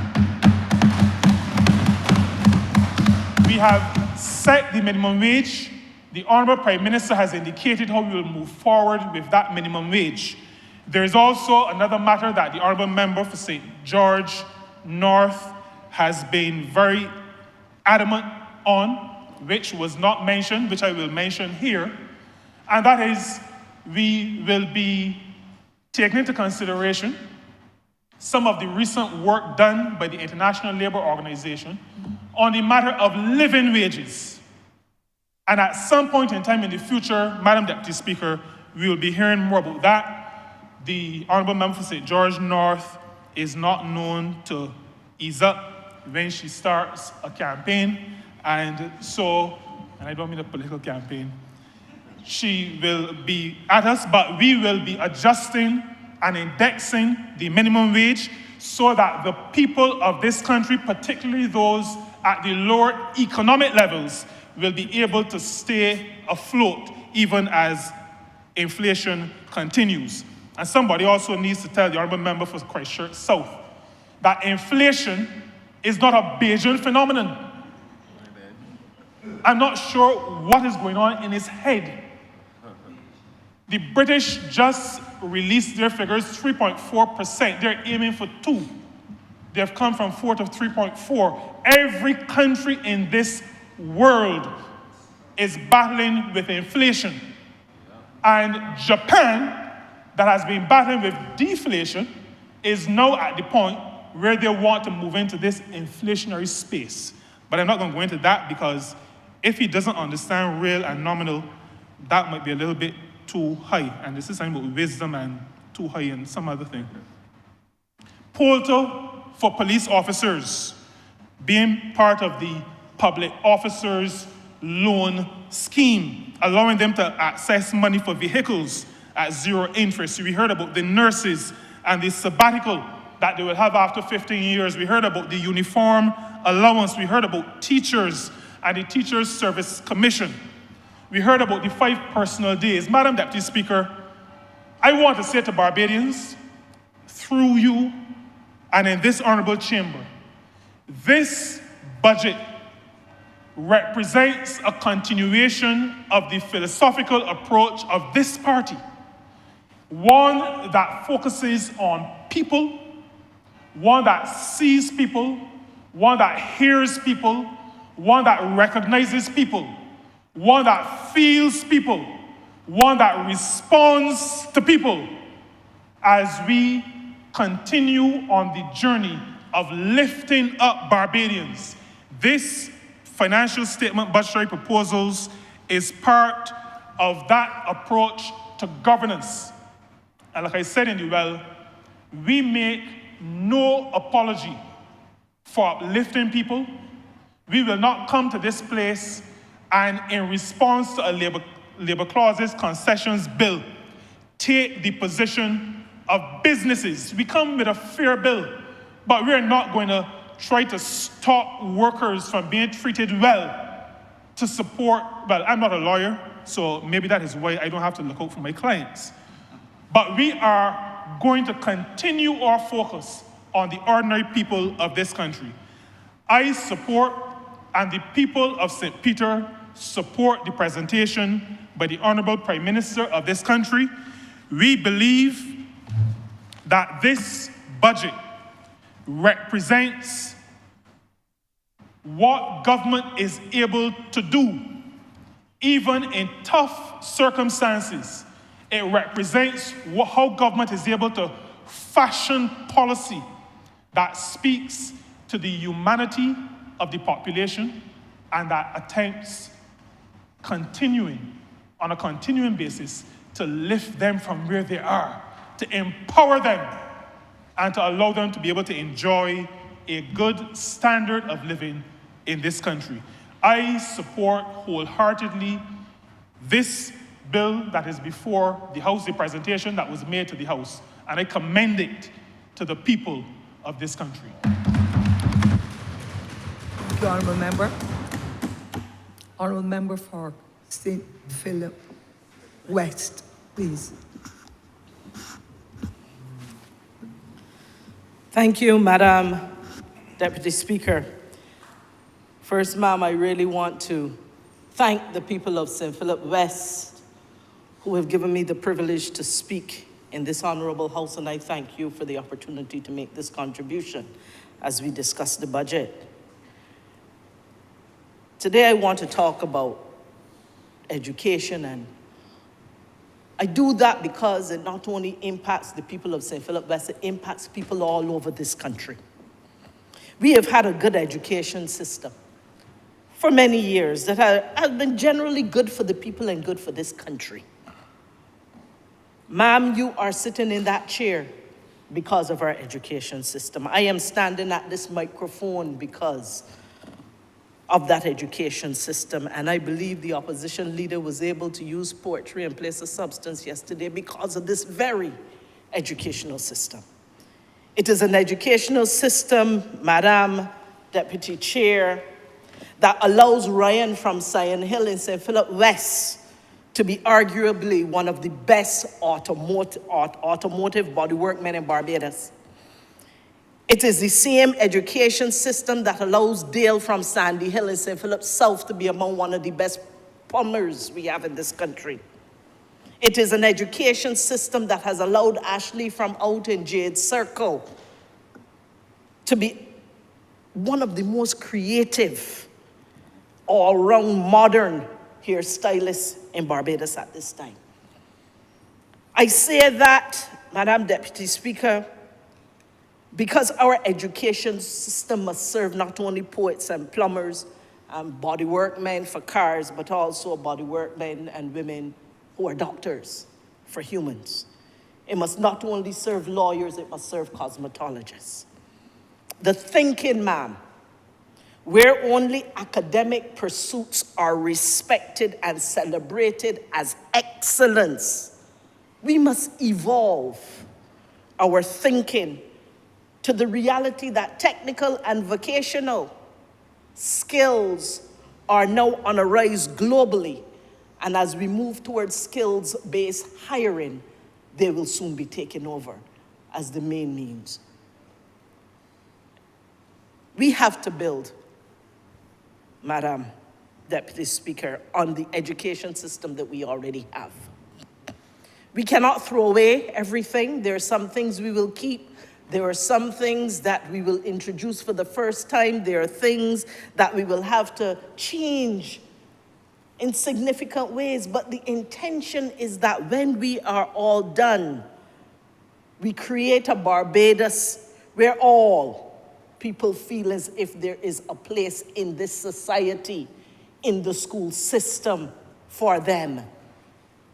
Because the day, Madam, that we continue to allow our system to leave people behind, we are going to find that it is to the detriment not of the people left behind, but of the entire country, because we must all live in one country together.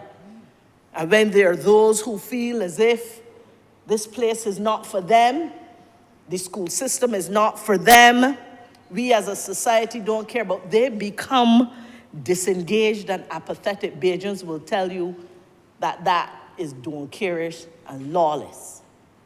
We do not want to go there, sir, ma'am. The 11+ exam, of which we have heard much, it has served some of us well, especially those persons who have in fact done well in those exams and have gone on to secondary schools where they've also had good teachers.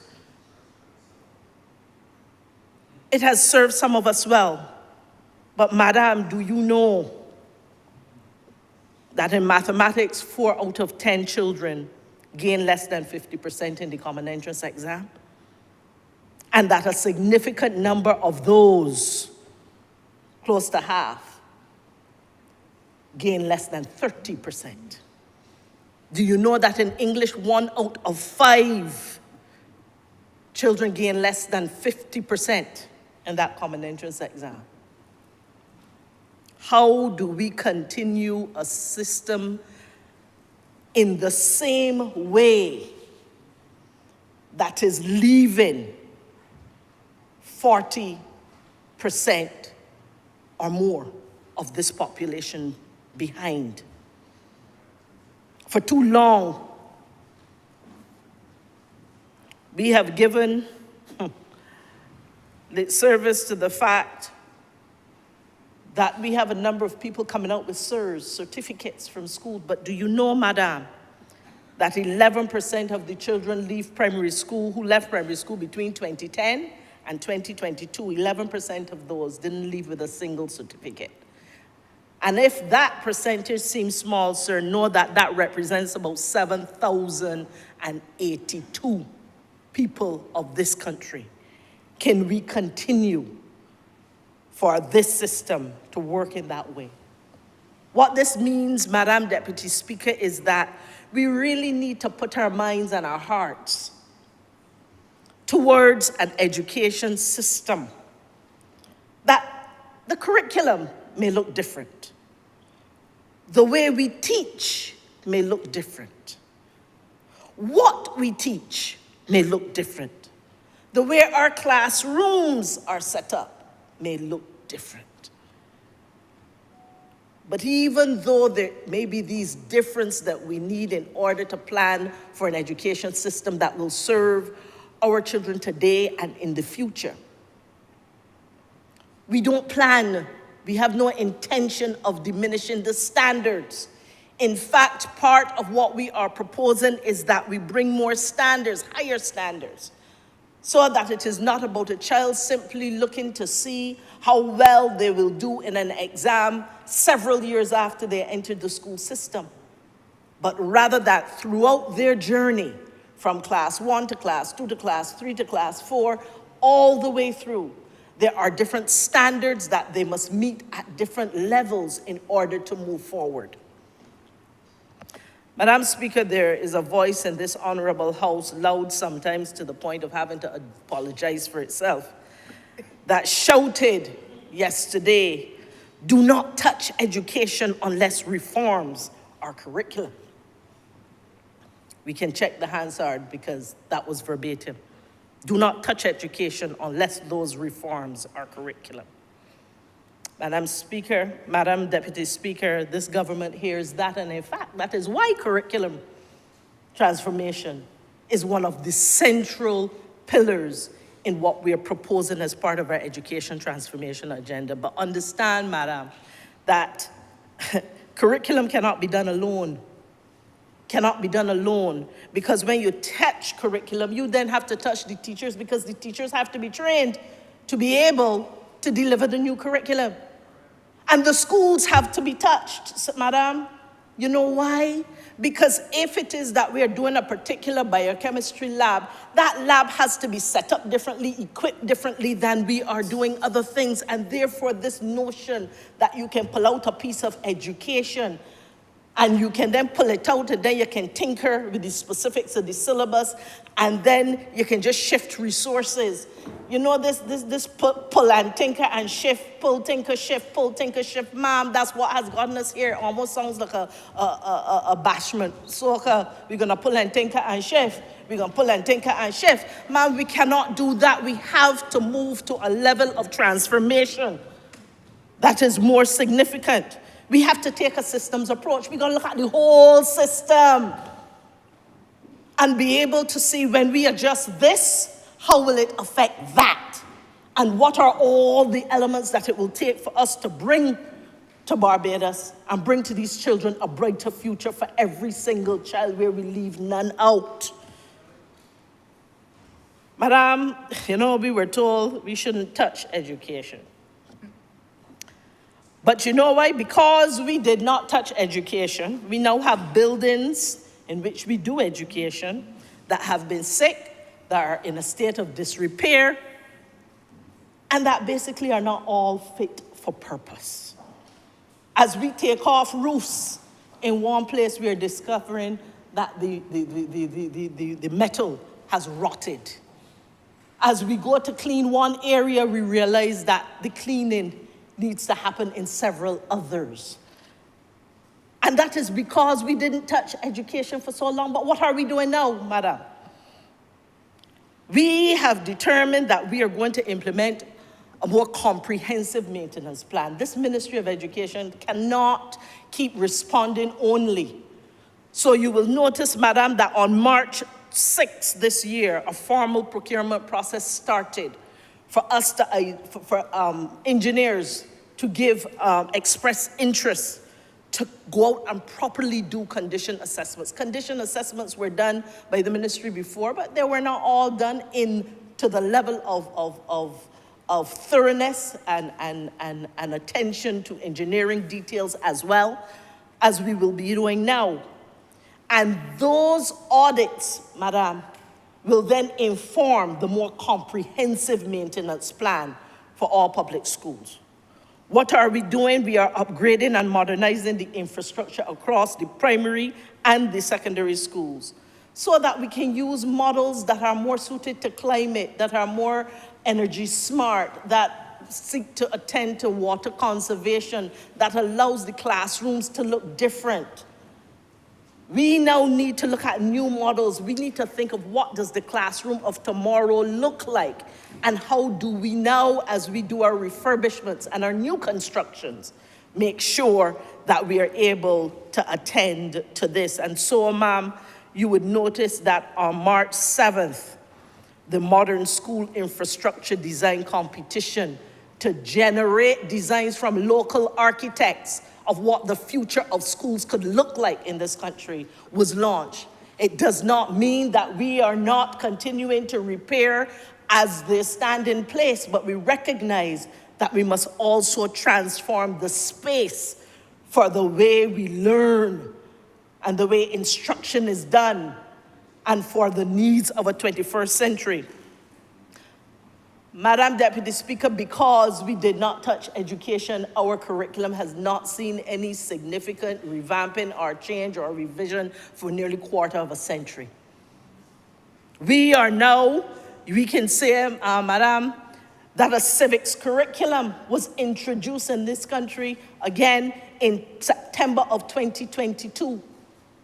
Last year, in 2023, for the Class 1 students, that civics curriculum was turned into a game because we discovered that the ability to absorb the information and to interact with the information and better learning happened when you start to gamify aspects of the curriculum.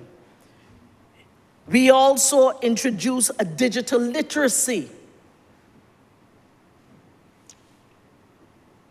course in our curriculum. Right now, ma'am, 12 selected primary schools and 8 secondary schools are in the pilot phase of this, and we're now revising to ensure that we might be able to roll out the full digital literacy program going forward.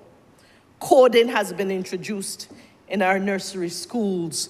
From nursery to primary to secondary, about 60%, I'm told, of our nursery schools now have some form of coding. Coding is in all primary schools with some robotics currently. And from the first to third forms of all secondary schools have coding and robotics on their curriculum.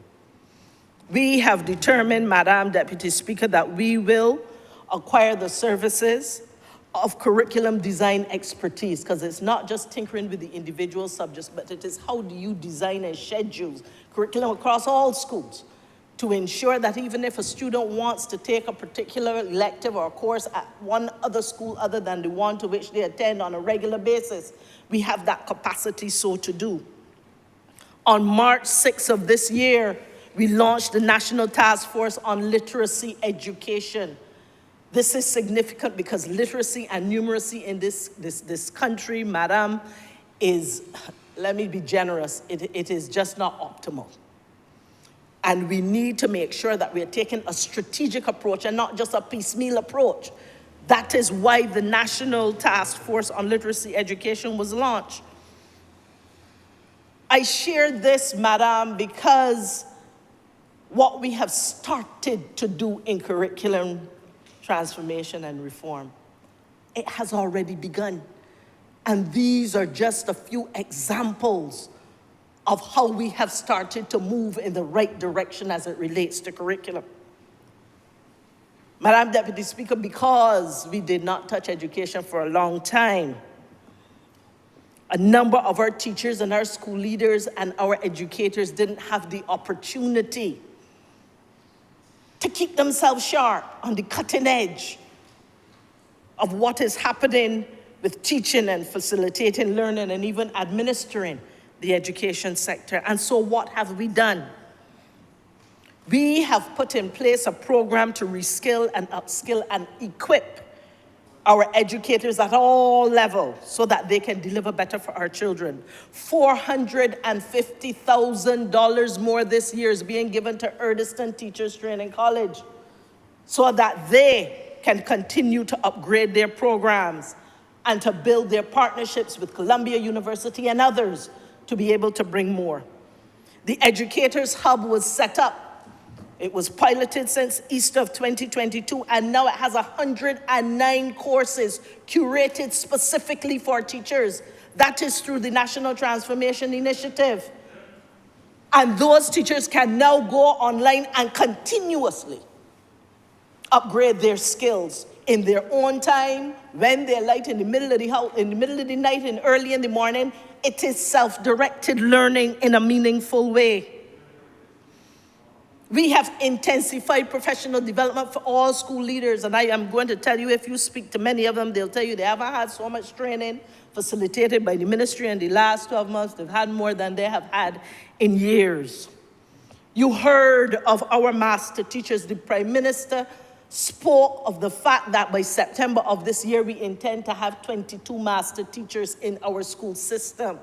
There are some teachers who are good at what they do, and their first love is teaching. But like anybody else, they want promotion and they want to have additional resources. And the only way they can do it is then to become a deputy principal or a principal. The master teacher route, it gives them a pathway to be able to continue to do what they love for the children of this country and still be able to have upward mobility in their profession.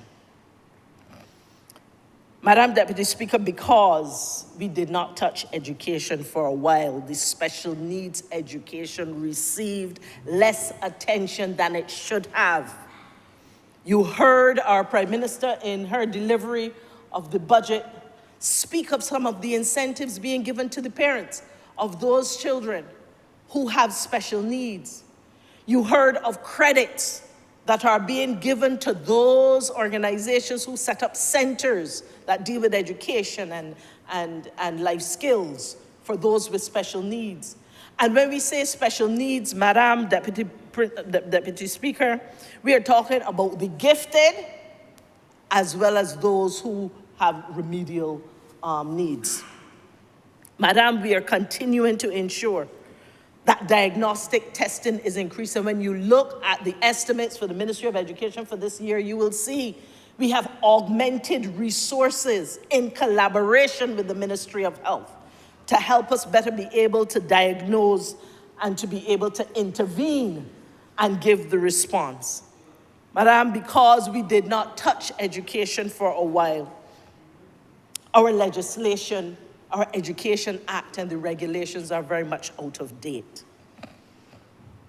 It speaks still, Madam, to senior and composite schools, and you would know, ma'am, having been in the system for so long, that it is nearly 3 decades since such categories existed. The Education Act, it does not speak to the mandatory provision of details that would data that will enable the Ministry of Education to make decisions. It does not speak to the use of technology, and it does not hold the ministry accountable for providing spaces for the same special needs students. Madam, this Education Act needs to be overhauled, and what are we doing? We have made provision in the estimates for this year to ensure that we are able to respond in a meaningful way to legislation that will create the kind of environment for 21st century education in Barbados. Madam, I could continue. But because we didn't touch education, so many things have been left undone or underdone.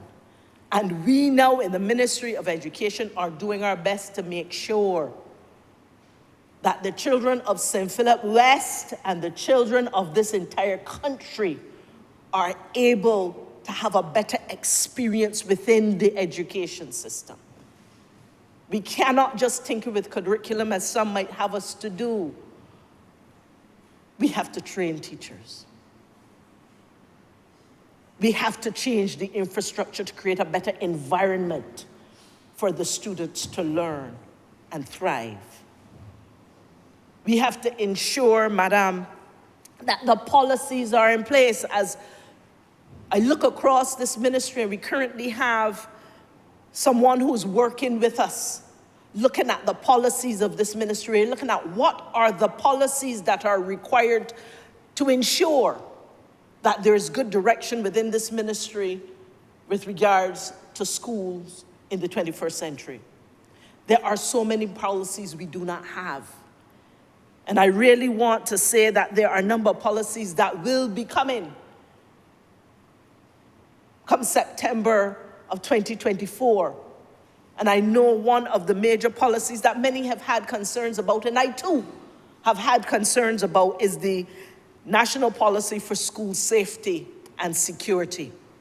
And I really want to thank the members of the Defense Force, the Barbados Fire Service, the Department of Emergency Management, the Ministry of Labor, Social Security, and the Third Sector, the Barbados Union of Teachers, the Barbados Secondary Teachers Unions, the Barbados Workers Union, the National Union of Public Workers, the Barbados National Students Council, the Unity Workers Union, the National Council of Parent Teachers Association, an independent advisor, I haven't asked your permission for his name in particular, the Barbados Association of Principals of Public Secondary Schools, the Principals of Primary Schools, the Barbados Police Service, the Ministry of Education.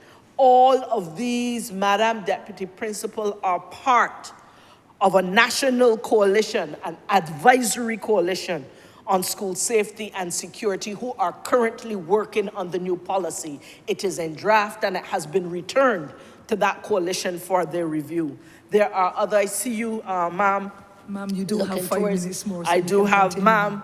I could not end this without looking and thanking the Ministry of the Public Service and the Prime Minister for the work they are doing to help us accelerate the establishment of the Teaching Service Commission. As you know, the Service Commission, the Ministry of the Public Service, they have responsibility for doing the recruitment for every single government ministry. Well, of course, the judiciary, they have their own commission.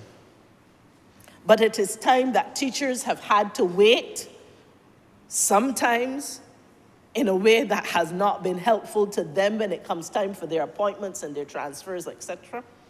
It is time that we have a dedicated service dealing with this large number who will be able to bring greater efficiency and effectiveness when it comes to recruitment and appointment and discipline and training and awarding and recognizing and licensing and developing all kinds of other support systems that our teachers absolutely need. We need to continue, ma'am, to ensure that we bring a comprehensive approach to the way in which we seek to transform education. Why? Because there's no one piece of education, of what is part of that system of education, that can be tinkered with without impacting other things. We have an opportunity now, Madam Deputy Speaker, to design a system that suits everyone. And if we do not take this opportunity now, I wonder when we will. When we look at what is happening with education around the rest of the world, and we even look at the NACE report of the last government, which was, I believe it was in 2010, and that has sat unimplemented for a significant part of time. A NACE report which was well done, I must say, Madam, and which is very much aligned with many of the recommendations that are being made now for education transformation. We need to put aside some of the petty differences about who will get to do what when, and be able to understand that if we do not act now, we will ensure that our children are not just left behind, but that they will be left out entirely. With these viewers, I thank you, Madam, for your indulgence. Thank you, Madam Deputy Speaker. I beg to move the suspension of the House until 1:30.